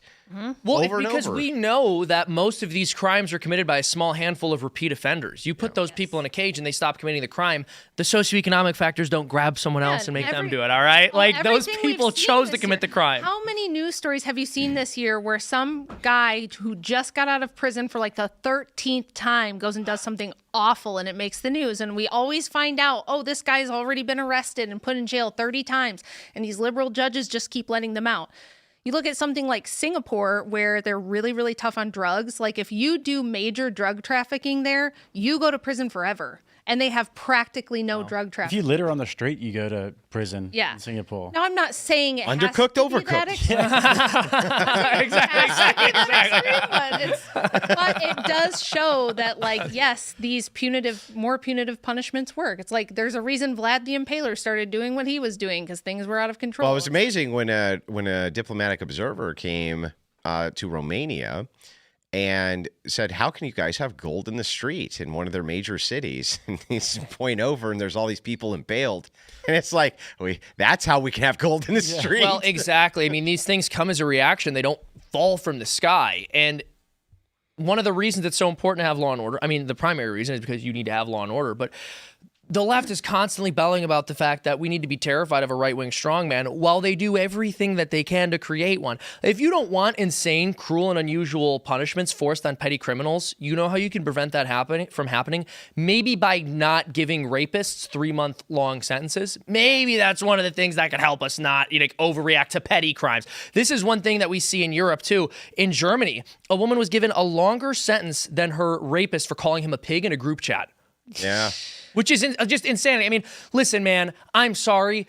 People react to that, and people don't react to that reasonably in a way where they put like sensible policy in place that just puts the rapist in prison. Insane policy in place. They react in the opposite direction. It's not like, well, they end up finding the reasonable right thing to do with rapists. It's like, no, they just round up everyone who they think is criminal, including people who've committed more petty crimes, and then other injustices happen more on the side of being too brutal. Right. And if you're... Well, can I ask you something about this? Because this piggybacks off of something that's an interesting phenomenon happening right now in the conservative civil war that you see mostly playing out on X. Sure. And because it's mostly playing out on X, that must mean that that's how it all is all over the, But of course. But anyway, at least on X, you have what is... or was coined by James Lindsay and others before him as the, quote, woke right. Cringe, right? Yeah, and the, quote, woke right, they're saying is neo-Nazis, this and that, et cetera, et cetera. The other side's firing back, including guys like Fuentes. Fuentes often held up as being one of the, forefront leaders of this, blah, blah, blah, blah, blah. Here's what I see, though, and I wanted your take on this. It seems to me that if you go on as an anonymous account, right, and you say Mustache Man good, and you say a bunch of neo-Nazi shit, people freak out, and that's funny. Okay, that's what people are looking for. That's really, really funny. It's trolling. What you're saying is it's trolling. Well, and it's really funny, and as long as people continue to panic about it, right, they're gonna continue to isn't that the case? It's so not all the time because I do think that it's trolling. I do think that it's funny, but I also do think that Nick Fuentes doesn't like Jews. Yeah, I agree. I agree, but I think his stuff with Mustache Man. There was a clip that was going around. I don't know if it was from yesterday or today that I saw, where he was giving an explanation for this, and he was like, "Look, when I do this, it pisses off everybody, and they make the demand that I'm not allowed to. Yes. And you're not allowed to do that, or else there's going to be serious repercussions." And he's like, through that gateway, I've been able to draw a lot more attention to the things that I want than I ever could have imagined just due to your reaction to this. And it's like, how's that not a brilliant strategy? One. And two, how is it not the case that progressives themselves, to kind of agree with this take here, aren't building their own mustache man? Because it seems like if it's the case that that it drives them crazy, the reaction is more oppression to one side. Oh, then it drives them crazy again when they LARP that way, and then oppression. How do you not end up with the same strong man that he's talking about? That's my question. Is like, how? Yeah, I mean, I think that the reaction to Nick Fuentes has been entirely the wrong reaction, right? Like the whole debanking him, keep putting him on no-fly lists and stuff like that. I think that's all been a bad reaction. And I don't have a significant problem with the things with him saying things that are offensive or whatever. I do think that he is telling the truth generally. There are people out there that say it's all a troll, right? There are people that say he doesn't actually believe any of the things that it's all a troll. I don't think that's accurate. I do think I definitely 100% the things he's confirmed, that he believes that there's Jewish organizations which are responsible for infiltration of the U.S. government. There's no doubt. He says this often, and there's some truth to what's going on with AIPAC and others, and no one's going to deny any of that. There is absolutely. But that's not really the question for me. The question for me is about right-wing backlash. It's not really about whether or not what Fuentes personally is doing right, wrong, or indifferent, but rather, isn't it the case that if you do that type of trolling and the left freaks out collectively, right, and loses their mind, how does that not incentivize more of it? So one of the things that's really interesting too is the left wants to frame itself as the underdog at all times. So this is something I saw recently where they were trying to make this Mondami edit where they were almost trying to go for the aesthetic of like a very edgy kind of fashy right-wing meme. Yeah. And it was funny because it's like, well, listen, the left-wing symbols don't elicit that reaction basically from anyone, including conservatives. Like, people don't freak out about it. That also might be part of why younger people aren't seeing it as being equally transgressive or something that would shake the system up in the same way. Yeah, I think that because we don't care. We have a sense of humor. That's one. And two, the left can't meme. That's also true. The left can't meme. Also, boomer sort of neocon Zionist right can't meme either. And what you're talking about, I know, that's true. Like, they can't at all, and they don't get it. They don't get that this younger generation of like America First conservatives, these sort of reactionaries, they come from a meme culture. Like, they live and breathe that shit. And I think they're making them up when they're in bed. But what you're saying though, I think that applies more to them now than it does to the left. They are losing their minds about it. That's true. Oh, yeah, that's a good point. Like, Mark Levin is a meme generator at this point. Yeah, it's true. And so it's like, I don't know, man. I think if you're talking about that whole problem, reaction, solution thing, then if it's like, the problem is these guys are driving you crazy with their memes and they're driving you crazy with their trolling, and your reaction is, we got to shut Twitter down, we have to suppress rights, we have to do things like this. Aren't you giving them exactly what? Well, there's kind of almost like a perfect symbiosis there between someone who is trying to troll the left and say these outrageous things and the left, because they have to retain this victim status, and they have to go, everyone in America is actually secretly a Nazi white supremacist, and they're just fomenting, they're frothing at the mouth, trying to ensure that there's another Holocaust and that it happens in the United States. And so to them, like, there's an incentive to seek out people who say things like that and who are edgy, and like some Anon account. And for the Anon account, of course, they want that reaction. So it just plays into itself. And then you wonder how much of this actually reflects what people are saying or doing in real life. No, it just becomes a Batman and Joker thing. That's entertaining as well. Like, the whole thing is quite entertaining to watch. And Fuentes is no doubt an entertaining guy as well. It's a little bit more loose, a little bit more unscripted, a little bit more like shaking off the shackles sort of thing. And I think people really like entertainment mixed with politics. Yeah. And those guys on the sort of boomers, neocon Zionist right, they are not very entertaining at all. Well, but what is entertaining is watching all of them fight. Yeah, that's very super entertaining. Yeah. And so as long as that's going to be the case, aren't you going to end up with my team, your team? Like, it has to be. I don't see I don't see it like, this is a very important issue for both sides, right? I don't see this resolving in any sort of amicable way anytime soon. Yeah. Well, speaking of which, we had a very entertaining story next, but we got away from it for a second. A Protestant pastor says that polygamy is biblical and that it was divinely ordained. I've been seeing this all over Twitter today. I don't know if you guys have noticed this at all. What a great story. This guy's not backing down from his claim that he can have multiple wives. Rich Tidwell, a pastor in Canton, Missouri, has sparked an online debate about the acceptance of polygamy in Christianity and whether or not it is biblically justified. He says, I have 2 beautiful wives. To the expected amount of backlash, he recently made an announcement on his Instagram page that his second wife is expecting his 8th child. All right, this is kind of what I was saying earlier, even though obviously we disavow this guy's not talking about real Christianity. There was a time when even the barbarians wanted children. He says, I have 2 beautiful wives. Tidwell wrote in a long entry, we are thrilled for what the Lord has done for our family. All right, so firstly, I don't know what his argument is, but I assume he's actually probably making some version of the argument that the left will often make when we talk about marriage and biblical morality, which is the Bible has polygamy in it. Not everything that the Bible describes is something it's recommending that you do. In fact, a lot of what's described, it's from Trent Horn, a lot of what's described in the Bible is stuff you're not supposed to be doing. It's a cautionary tale. Or it's just descriptive. Yeah, exactly. It's just descriptive. Right. So to me, this is not all that shocking. It seems shocking because it exists in one direction, but for decades we have been seeing people try to claim that the Bible doesn't actually say what it says about God's plan for marriage, about sexuality, etc. You know, my particular perversion is permissible. I don't know. Who are we to judge, right? We've been told for decades. Well, I mean, honestly, it's hard for me to care as much anymore. I used to hit this issue hard on polygyny with the multiple wives thing, and you're right, it's not biblical. And it's completely immoral, and it's totally unjustified. But didn't they just marry 4 guys? It's so Didn't they just married 4 guys? throuple? Yeah. 4 guys. We have gay thruples. Yeah, they just married. They just married. You're just short of a restaurant. Yeah. Who did that? Where was that at? Do you remember?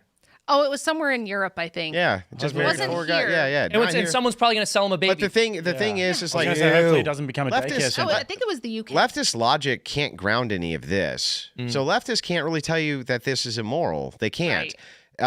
Because if they make the claim that, well, 3 people getting married is immoral, right? We would just ask them, well, how would you ground that? They would just say the societal consequences are bad. It'd be like, well, I could do that with homosexuality or any number of different things. So that makes no sense as an argument. Right. Ultimately, this, right?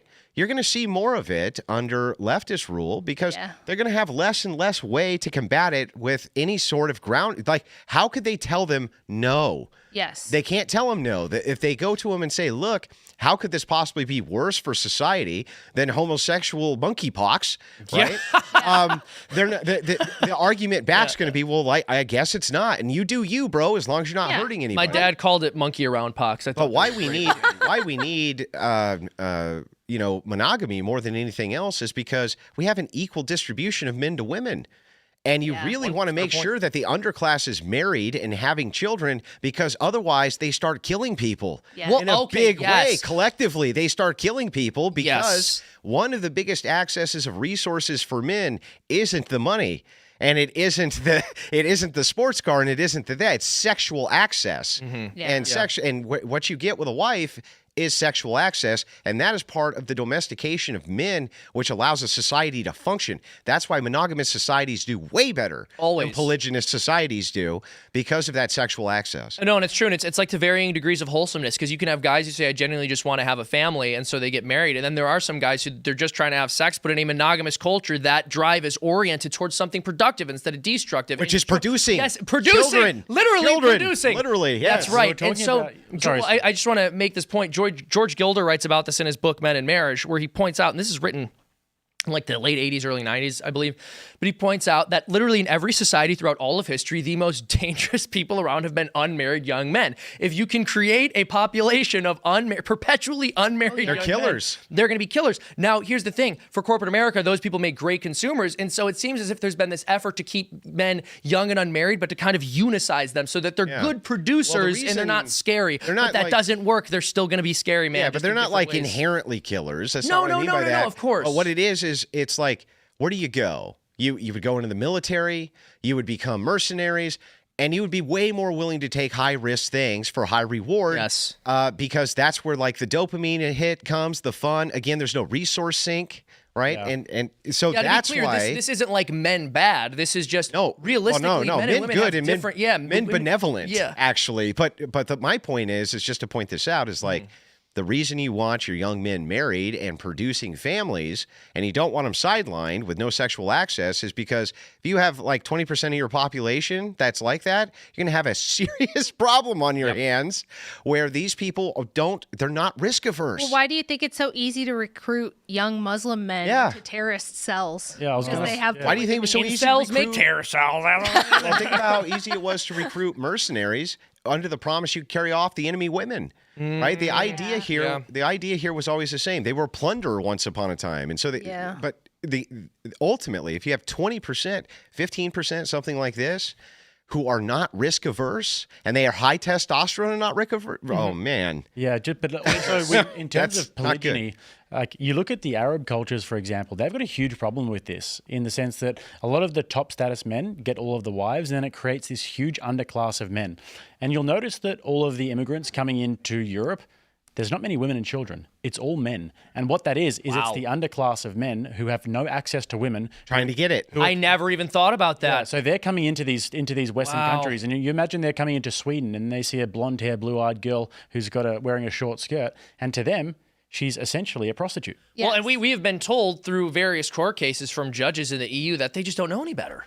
I mean, you look at the It grooming was their gangs. culture. Well, a lot of them are inbred, may not know better, honestly, which is why you probably shouldn't bring them to your country. 65% of Pakistanis. Yeah, but 65% Yeah, of Pakistan. That's Pakistanis are it's inbred. outrageous. But you look at the grooming gangs over there, and they were essentially, their excuse was that, well, in our culture, this is allowed. These are essentially spoils of war here, and they're not Muslims, so they don't get treated the same as us, and that was their justification for it. So it's not like it was frowned upon or anything. And by the this is stated openly, and when these people have to testify, they'll say things like this. It is not some kind of hidden secret. They openly acknowledge, yes, we do think that this is what white girls are for and white women are for. This is not something somebody made up to make you feel a certain way. This is not the billionaire saying the immigrant wants to take your cookie, like we've seen in that meme. Yeah. This is from their mouths. These are words from their mouths. Yep, they're sex and relationship starved, destitute people coming from polygynous societies into Western countries. So when you think about the magnitude of it. And the women are single, right?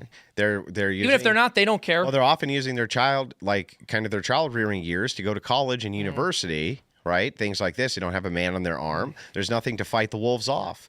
There's and no man, like, and the fathers are told you're a horrible patriarch if you want to protect your daughter. Yeah, it's a nightmare. He's making a great point. Like, these are good, solid reasons why monogamy should be the go-to for any Western society. Even if it was the case we didn't believe in God and Christianity, it still should be. Now, you and I would say the reason is because you're still moving towards God and Christianity by doing that. But ultimately, from the secular perspective, just the outcome base, it should be that way. But because they have to justify the alternative degeneracy, they have to endorse this. Yeah. And that's what your society is going to look like. Exactly. Nothing You to were defend. right at the beginning when you said it's because we've accepted this morally relative framework that even Christians, especially, sorry Protestants, but you guys have this idea that everybody has their right to, their individual interpretation. So you can't, that plus the moral relativistic framework, you can't tell this guy no. How are you going to tell him no?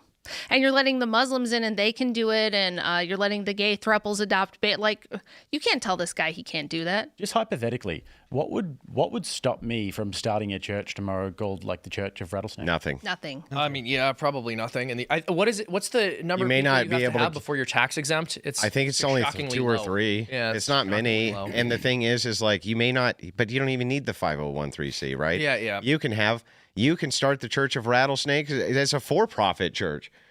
Right? I mean, This is a Outcompete historical the other pattern. churches with your business model. Yeah. This is a historical pattern. If you look at pretty much all of the cults, like all of the heretical cults that have tried to spring out of Christianity, it's always some guy who wants to take all the wives. Yeah. It's always some guy. It always ends up with, always an by the orgy. way, you have to How many share times your has wives Jesus with me." returned now to bang your wife? Well, this Like, is it's happened a lot according, I mean, it's happened a ton of times according to a lot of these people who claim that they're the They return all of do Christ. it. All of them. They all end up, and they usually start with a different message. They'll start with something that appeals to like people who are easily sucked into cult mentalities.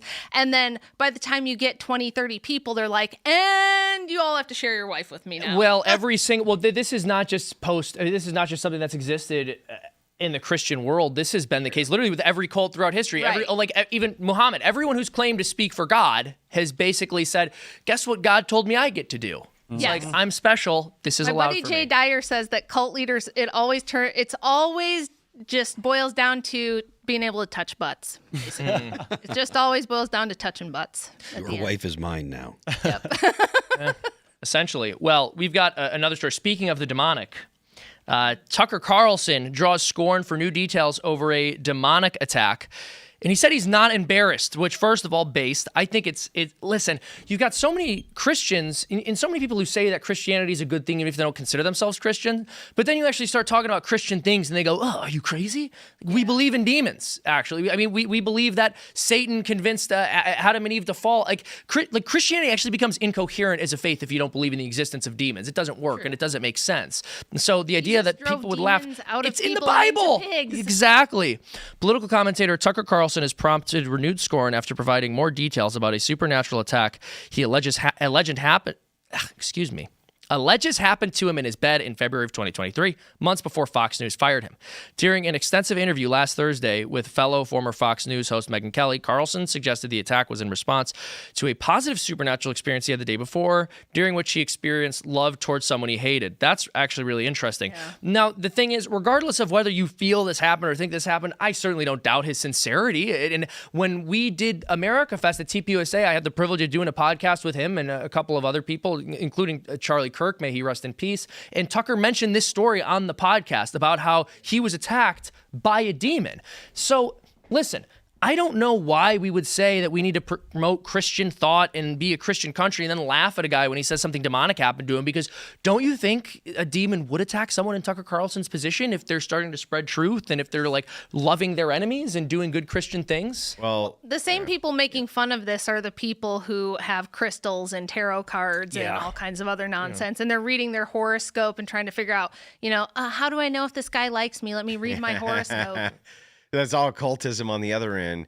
Well, let me fire back at you on this a little bit. Sure. So the thing is like, as Christians, though, we should not be gullible. Agreed. And as Christians, though, we should not reject the scientific method. And as Christians, we should not reject that science can help us come up with answers to the natural world and how it functions.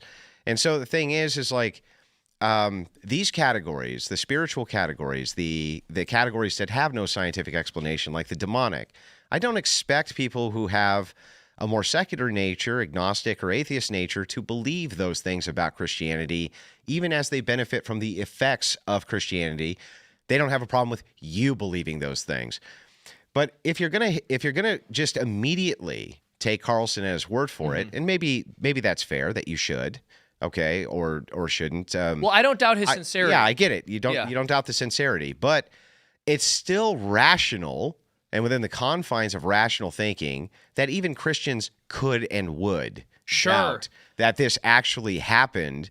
Now, absent documentation and things like this, and Catholics are the most skeptical of all. They have an exorcist would investigate this. Yeah, they before have going into it. supernatural Yes, investigators to look for the miraculous just as much as they do the demonic. That's so right. it's like, look, I don't know if it happened or not. Not for me to say. I have no clue. You have no clue, Yeah, right? that's fair. But I don't think it's not rational for people to be skeptical of it, even if they're Christians. That's all I'm saying. I don't think that there's anything wrong with being skeptical of it at all. We had Father Ripperger on this past Friday, and he's a fantastic priest. He's an exorcist, and one of the things he talked about was the fact that the vast majority of cases when someone thinks there's demonic activity, there isn't. It's either something else or some kind of mental health Almost issue or always. whatever. Almost always. That said, Tucker Carlson, and I don't know him very well. I've only met him once, but just on the podcast with him, he told the story. Well, he definitely believes it. Yeah, he definitely believes it. I have no reason to disbelieve it, but you're right that it's not reasonable. It's reasonable to be skeptical, especially about a person making a large supernatural claim. Yeah. I don't doubt it. I believe it, but I'm not saying people have to believe it or they're bad Christians or something like that. Because again, even in these matters, you do have an investigation before an exorcist comes in. It just drives me crazy when people dismiss it out of hand and go, this guy's crazy and this is silly and this belief in demons is ridiculous. Now that's also rational and reasonable. See, like it has to go on the other end too. So to your point, it's also rational and reasonable to be like, hey, we'll investigate it a little bit. Exactly. We'll have someone come in and take a look at it or something like this. That's also reasonable and rational on the Christian end to do. So if they're skeptical that there was a legitimate demonic attack on Tucker Carlson, I think that's rational. Yeah. And I think it's rational on the other end to say there could be, and so it's worth investigating. But what's interesting is like you'd find a lot more alignment with secularists with that view, because wouldn't they say the same thing? Well, I'm curious about this too, because he's mentioned this before, and he hasn't really said anything else like this. And he says, I'm not embarrassed and I don't care if I'm mocked. This is part of why I find it so fascinating, because I think most people, even if they feel they've experienced something supernatural or have, or even just believe they have, they're not going to want to talk about it in public. That's also part of why I don't want to dismiss him, because I think there's something bold about it that I do appreciate. Yeah, sure. It draws attention to it. Yeah. And if it happened, like if something like that happened to me, I don't know that I would be brave enough to go on a podcast and talk about it. I might be concerned, well, people are going to mock me and I'm going to make the faith look superstitious or something. Of this type of stuff, when I read about Catholic exorcism or Orthodox exorcists and things like that, Catholics have a much more well-documented, more public kind of face when it comes to exorcism. They're like rock stars because of the movie The Exorcist. Right? Brought it all out. But obsession is the most common, right? Yeah, demonic obsession. And, demonic possession is the least likely. And it's extremely rare. But physical demonic attacks are even more rare yet, unless possession's involved. And that would maybe throw a red flag to, well, we can be a little bit skeptical here. This wasn't just the idea if I woke up with sleep paralysis and saw a demon or something like this, but rather he's saying there was a physical attack where claw marks raked him and there was blood left. That's wild. Now I forgot about that. Yeah, now that does bring another dimension. Now we're in the physical, the material outside of the spiritual. So I don't think it's unreasonable for people to be skeptical. If Tucker Carlson ever watches, it's not an attack on him. It could very well be possible. I'm just pointing out it's rational to be skeptical. Yeah, I also think it's interesting because he says this culturally. I'm not from a world where people are attacked by demons, Carlson told you, which most of us aren't. And he seems to come from a very waspy background where they don't really talk that much about the demonic or other such types of things. So I just find the whole thing fascinating. I think you're right. What's described is extraordinary. So it is fair for people to have some skepticism. Obviously, as mentioned, I lean towards thinking there's really something here. But ultimately... But if you do have experiences with it, like I've had experiences with what I would have called ghosts back in the day, but now I would call it more demonic. And, when it does happen to you, I feel as though it's just like you can't explain it really. Like when I've had an experience with it, not like in the physical or anything, but just having a haunted house that I was in, that nothing made sense. Doors slamming open and close when I was in there. The tap was turning on by itself. Just like things that were just totally unexplainable by any sort of physics. So I'm like I don't know. Like I don't know how to just sort of wave that away. And I don't think you should. Yeah. And that's not the point. My point is only that when somebody makes a claim like this, because there's so much, and you and I think we would agree on this too. There's a lot of grifting on the Christian side. Oh, dude, yeah, for sure. Okay, it's huge. And it's a huge problem on the OF side and everything else. And I'm not claiming Carlson's doing that at all. Yeah. I think that he's being sincere about his experience.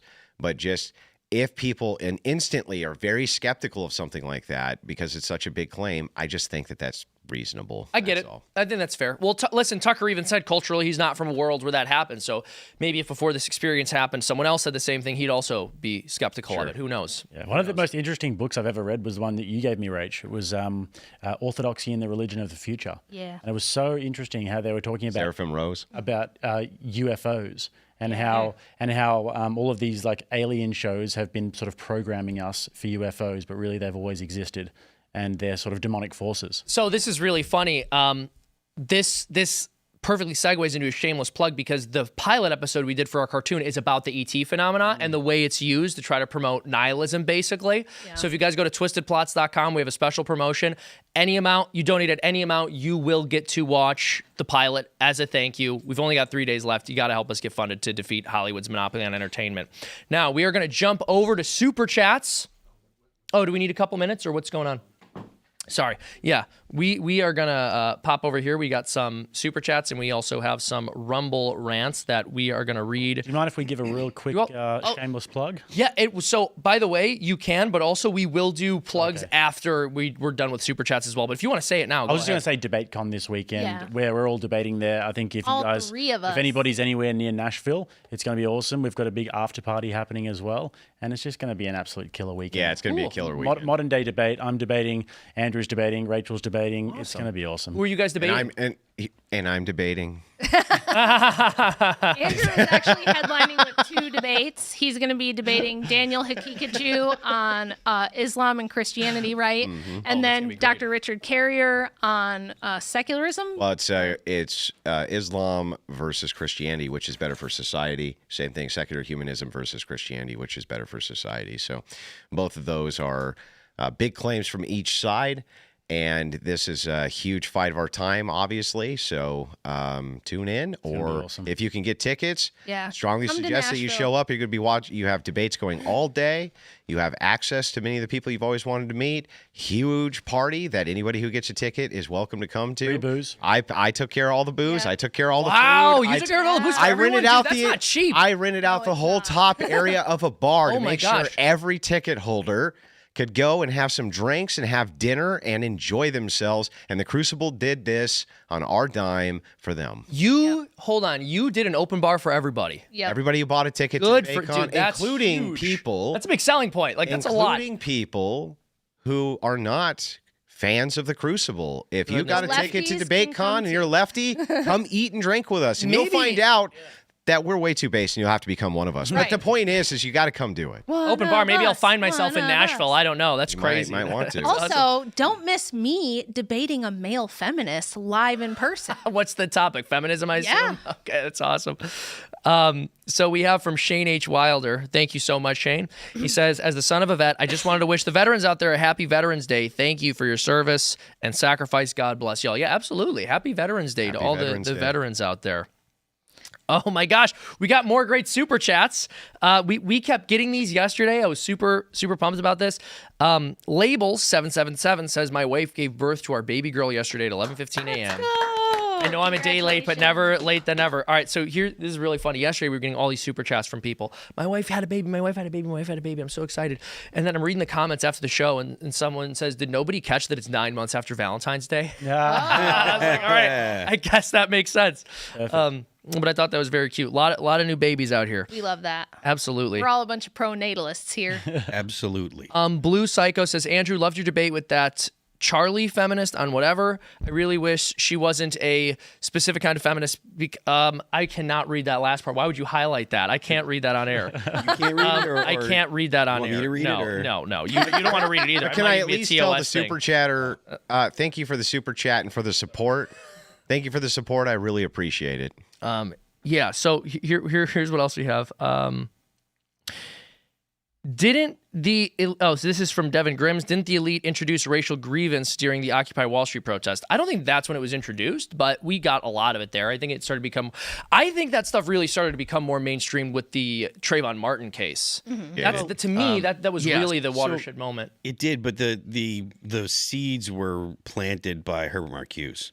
Herbert Marcuse had a book called what was it? One Dimensional Man, and in it he said that the problem, this is in the 50s, he said, and this is after people realized that capitalism actually delivers for people, especially for the working classes. He said, look, capitalism delivers the goods. And he said, you're not going to find the revolutionary energy in the working class because capitalism provides for people. So to find the revolutionary energy, you're going to have to go to the ghettos. And essentially he was laying the case for what we call today race communism. Right. So it's not the oppression of the classes, it's the oppression based on race nowadays. Well, and do you remember when OWS was like a right-wing libertarian thing, and then the lefties hijacked it? Wait, what's OWS? The Occupy Wall Street. Yeah. Oh, that actually started as a right-wing libertarian thing that Alex Jones was all over and stuff, and then the leftists hijacked it. Peter Schiff went down to Occupy Wall Street. There's this famous video of him talking on the streets. He's like, "Look, come talk to me. I'm the 1%, and I'll explain to you why things are the way that they are." And he made great arguments, and I assume that he did some convincing of people, but like you said, Andrew, it was totally hijacked by the left. Totally hijacked. They hijacked it from the top down. You and I were just dating and watching that kind of unfold together, I think, back then, weren't we? Yeah, watching Tim Pool get smacked with beanbags. No, that's actually why he's sick today. He got hit with another beanbag right to the beanie, bro. It was awful. We have from Kiel, they said, Andrew, congrats on the launch of World War. Can't wait to see its success. Ooh, yeah. Thank you so much. I really appreciate it. I haven't been able to hit it with the... I'm sorry, word war. What's wrong with me, dude? Apparently words are waging war on me because I can't say them. Word war. I haven't had time to get behind the kind of promo you'll see shortly, but because I was traveling today. But it's a huge project. We've been working on it for a long time with a great team, including Sam Tripoli. You guys have had him here, I believe. Yep, Sam. Good guy, real smart guy, real funny guy, hilarious. And we have a good team together. And when they approached me, I couldn't wait to be part of the project. So thank you. Awesome. And the same person also said, Seamus would love if you could stop into Chronic Golf on Hilton Head sometime. We sell yours and every bag of Cask Brew. Wonderful, awesome. Well, thank you for doing that. Going to jump over to Rumble for some Rumble rants. They're all going to be bad. They're all going to be TOS. Rumtards. Rumble rants are going to be... They're just torturing him on purpose. I disavow. I disagree with that one. That one's just... I'm not saying that out loud. So Token MAGA said, and I've seen prominent right-wingers defending Islam on X lately. I feel like there's been a little bit of that. There's too many people. There's too many people that have such a problem with Israel and Jewish people that they think that it's a good idea to align with Islam, right? Because Islam has a problem with Jews. Andrew and I argue this all the time on X. Because they'll be like, you got to pick a team. And we're like, how about neither one? Yeah. No. Neither team. Yeah. And the thing is, too, is like, I do understand the logic. The logic is, oh, you're willing to attack Islam because it's safe, but you're not willing to attack Judaism because that's not safe politically, right? Yeah. So I understand that logic, and that logic does make sense. Sure. But that's why my logic is fuck both, right? Like, I'm not interested in either the idea of Zionism or the idea of Islamic values. I don't want either of them coexisting with Christian values. That the idea is that we're beholden to either value structure, I think is absurd. Christian ethics should be the order of the day. One of the arguments that I hear that drives me nuts is when they say, well, in Islam, they think that Jesus, they love Jesus and blah, blah. And it's like, look, man, that is a... If you ever want to see... BS line. If you ever want to see... this is why I've never accepted the Christ is King, right? When they say, hey, Christ is King. No, Christ is God. And the reason I make the differential of Christ is God is so that Muslims can't participate. Yeah. You can't participate in our celebration because they would get behind it and say, you're right, Christ is King. And I'd be like, well, is he God, though? No. Well, then you can't participate in my celebration. I'm sorry. You're not allowed over here. And look, I'm an agnostic, so to even kind of touch on this is probably a little offensive to some people, but you'll get over it. Like, if you're going to go by Christian theology, Christ being God is the foundation of Christianity. So you can't say Christ is king and be like, look at me, I'm a good Christian. No, Christ is God. The foundation Christ came to earth. Christ is God incarnate as man on earth. And so the idea that, well, Christ is king, that's not enough. We can believe both, though. You're right, it's not enough. But yeah, I think that's what you're saying is you believe both. But more importantly, he's God. Well, and I'm also purposely being exclusionary to people who are what they're doing is they're doing infiltration. Yes. In order to be perverse. And I'm literally excluding them on purpose by demonstrating and showcasing, no, our value structure is not the same. Read John 1:1. Because even in Islam, they don't say that Muhammad is God. Muhammad is the last prophet, and he's held in esteem above them all. Christians believe that Christ was the last prophet. Yeah, but they also believe that Christ was God. So, and I said, me even trying to like articulate this around you guys, I feel a little bit like I'm stepping out of my lane. No, that's fine. Theology is vastly complicated, dude. Dude, that's how I feel talking about theology. I'm like, I got to be careful here. But speaking of theology and Christian values, we got a challenger. KL Tanker 420 says, I've always wondered why Christians think they own marriage. If gay people can't marry because marriage is a religious ceremony with God.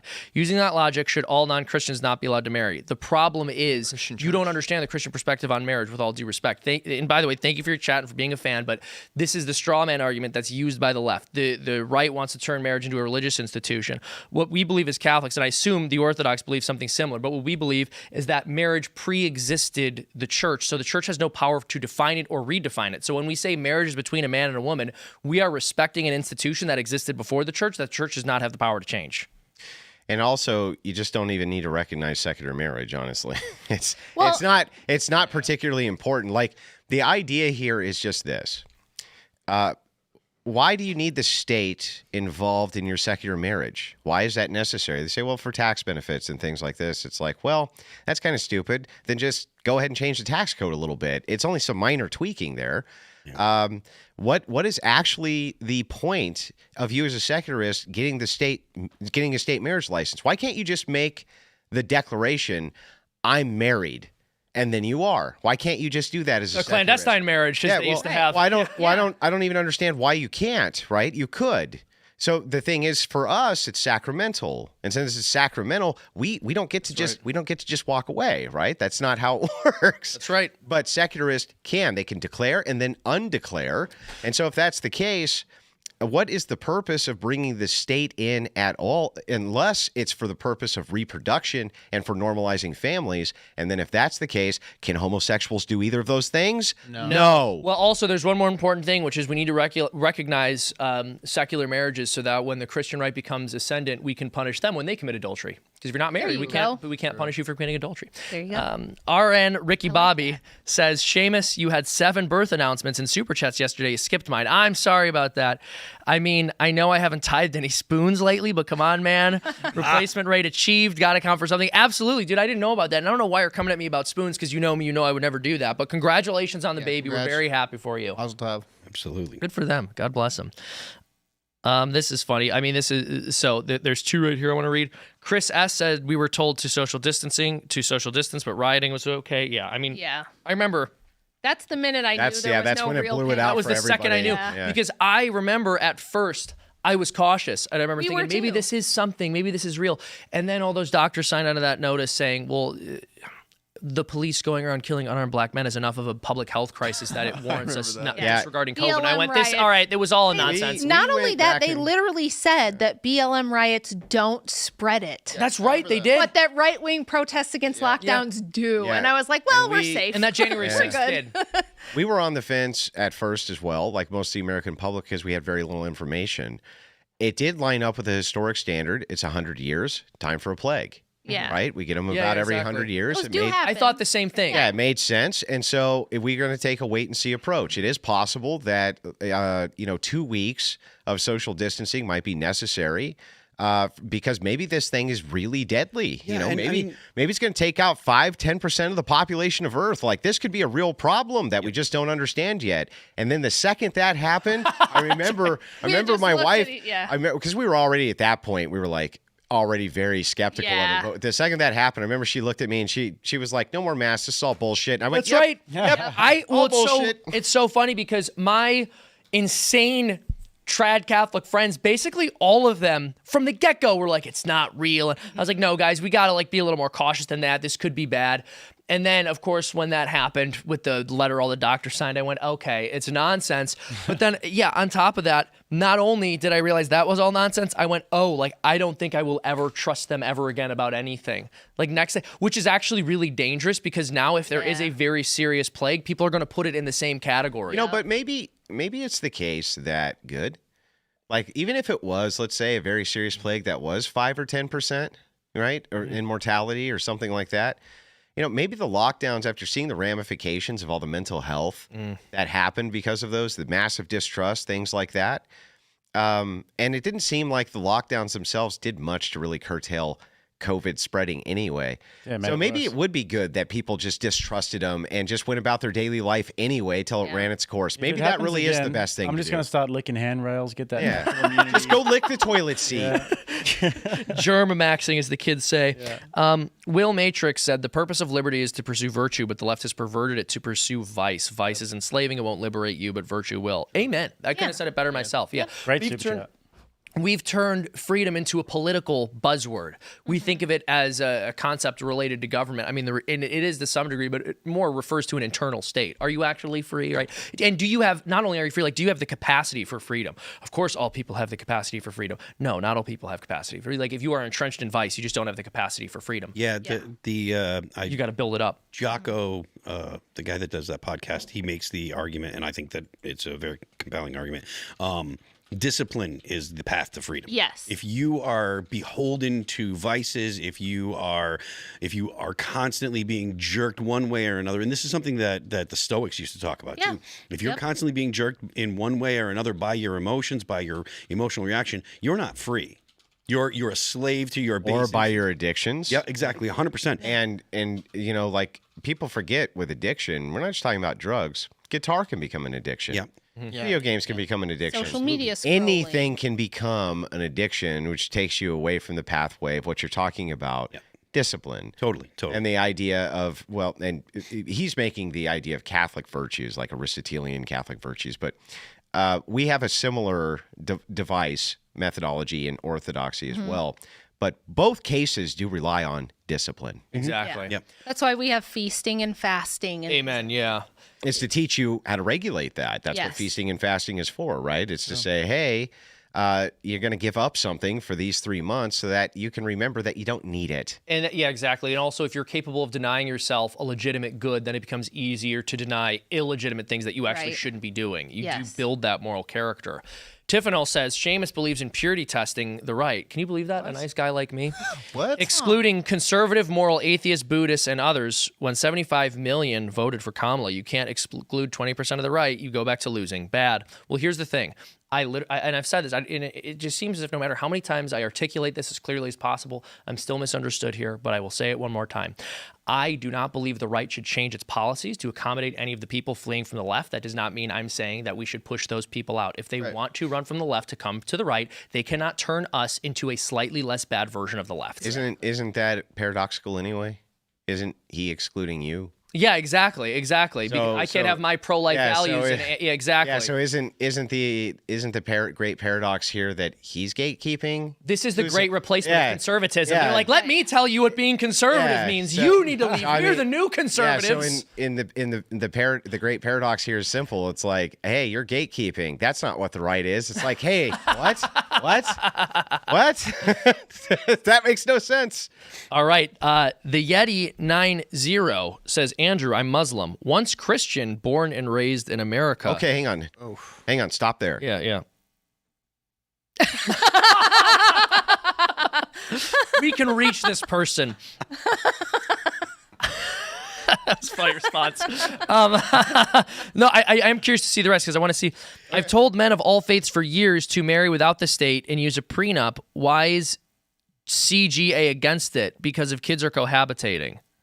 Do you not even want to answer that because he mentioned he left the faith? Or I'm curious if you. Oh, I think he's referencing a previous debate, but I don't actually understand the end of the question because under my view, you would still have more protections with kids than under his view, and he has no protections for them. So that's just that the guy's entire position was incoherent. It made no sense at all because he didn't have a position. That's why.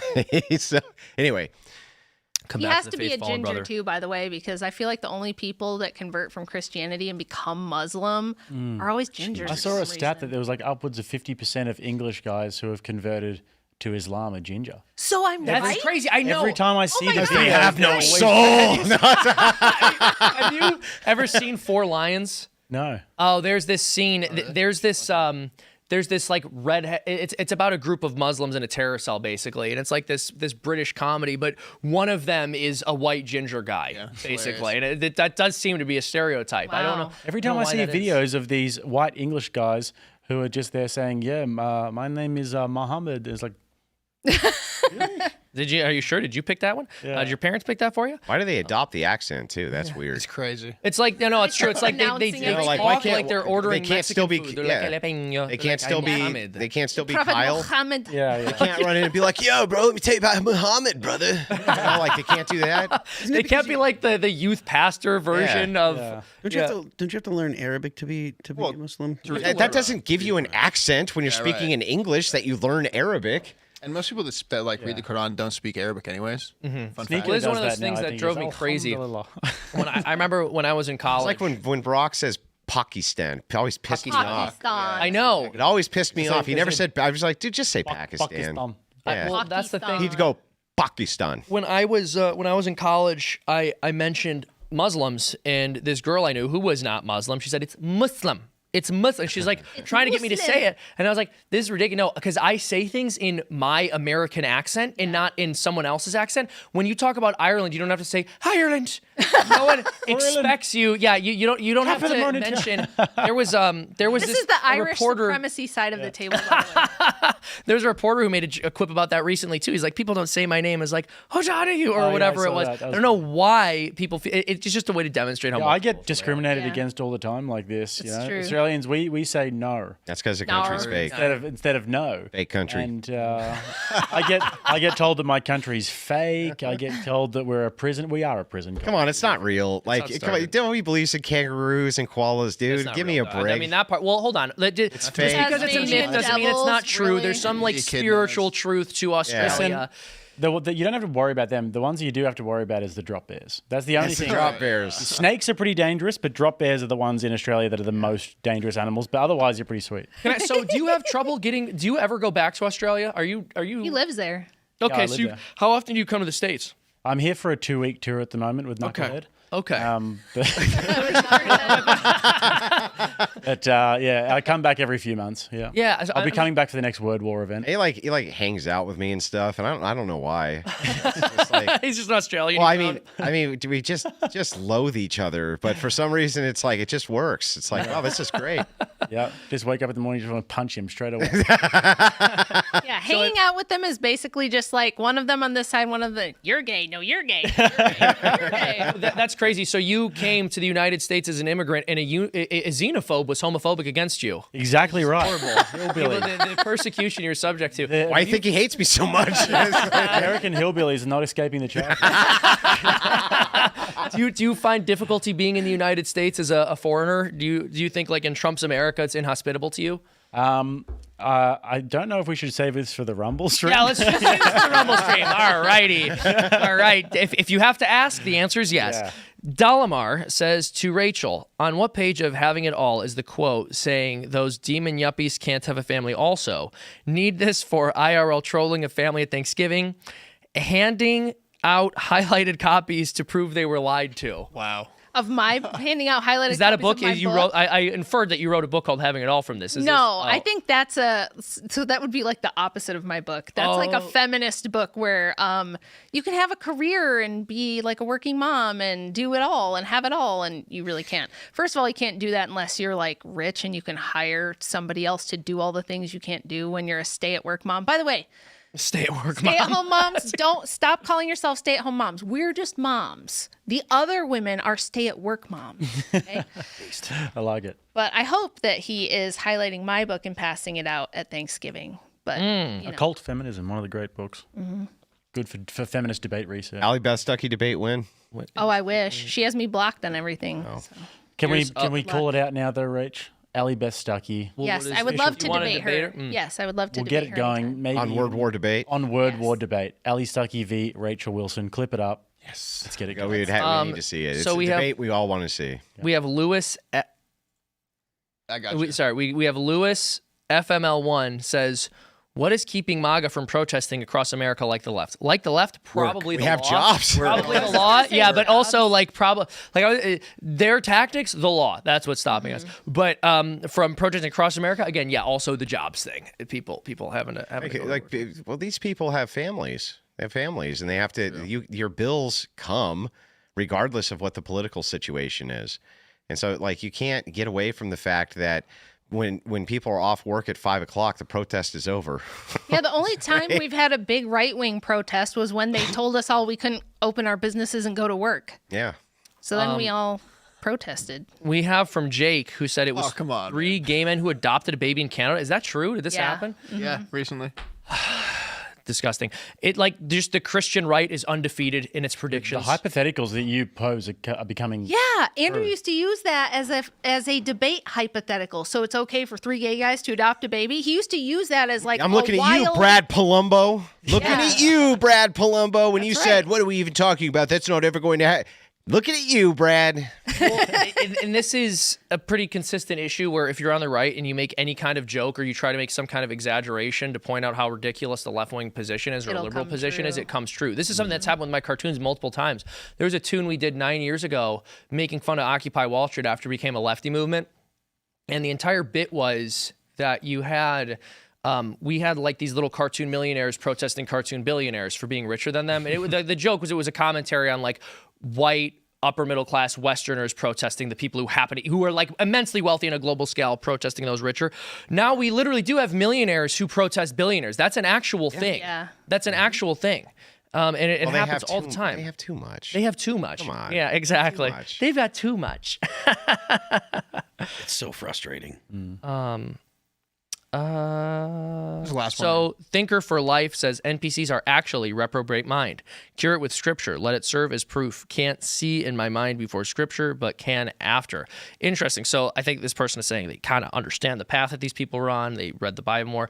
But also part of the reason that happened is because God called you to read it before you ever picked it up. So a huge important part of this is for people to pray for the NPCs in your lives. I don't believe that you can just read scripture, at least most of the time, and bring anybody to your side. I think that in order to replace a worldview, you have to destroy the worldview. Yeah. And so I'm sure that there's been instances where somebody has read to some scripture to an NPC and converted them, but I think that it's actually much better to destroy the current worldview they have, And then break they that have to down, look show them for how it's something else. wrong, in order to then demonstrate how yours is right. And I've always thought that was kind of missing often in apologetics, where the be nice aspect takes over the logical aspect.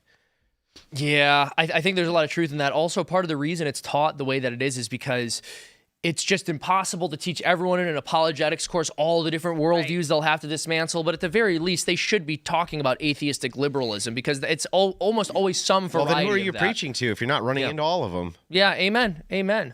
All right. Well, this has been an awesome show. We're going to wrap out before we go to the members only section over on rumble.com. But first, we're going to let everybody plug everything that they're doing and let us know, and let you guys know where they can be found. All right. Well, please come to Nashville this weekend if you can make it and watch me debate a male feminist. It's going to be so much fun. What could be more fun than getting wrecked by a stay-at-home mom, right? If you're a male feminist, it's going to be awesome. Just a mom. I'm just a That's mom. right. That's right. Andrew, Jim Bob, Jake are all going to be there. It's going to be total Crucible domination. So come out to Nashville, get a ticket, and come watch the debates. Go to Amazon to find my book, Occult Feminism, The Secret History of Women's Liberation. And for more awesome, fun, weird, historical writing that you're going to find very entertaining, go to rwilson.substack.com. And you can find me at PaleoChristCon on X. I'll shamelessly plug the Crucible, of course. Shout out to the Crucible crew. I'm sure a ton of you are in the chat right now. Happy to see all of you over here. And let me just point out Word War Debate coming January 10th. Huge venues, and we're going to be running them every couple of months all year. It's going to be the gold standard for debates. At least that's what we're shooting for. So you can go buy, you can pre-buy tickets right now. Also come to DebateCon. Make sure that you're doing that. And lastly, you have to send me all of your money, not some of it. I really need all of it, every bit of it. The best way to do that is to go watch me on the Crucible or on the Extravaganza with my pristinely untalented co-host Jake Rattlesnake. And there's a super chat function there. You can send me all of your cash, and we're awaiting it. What do you have to say to that? Well, I would like to say, Jake, Rattlesnake TV, live streaming a few times a week, and you can catch me on the Extravaganza with my Short King co-host, Andrew Wilson.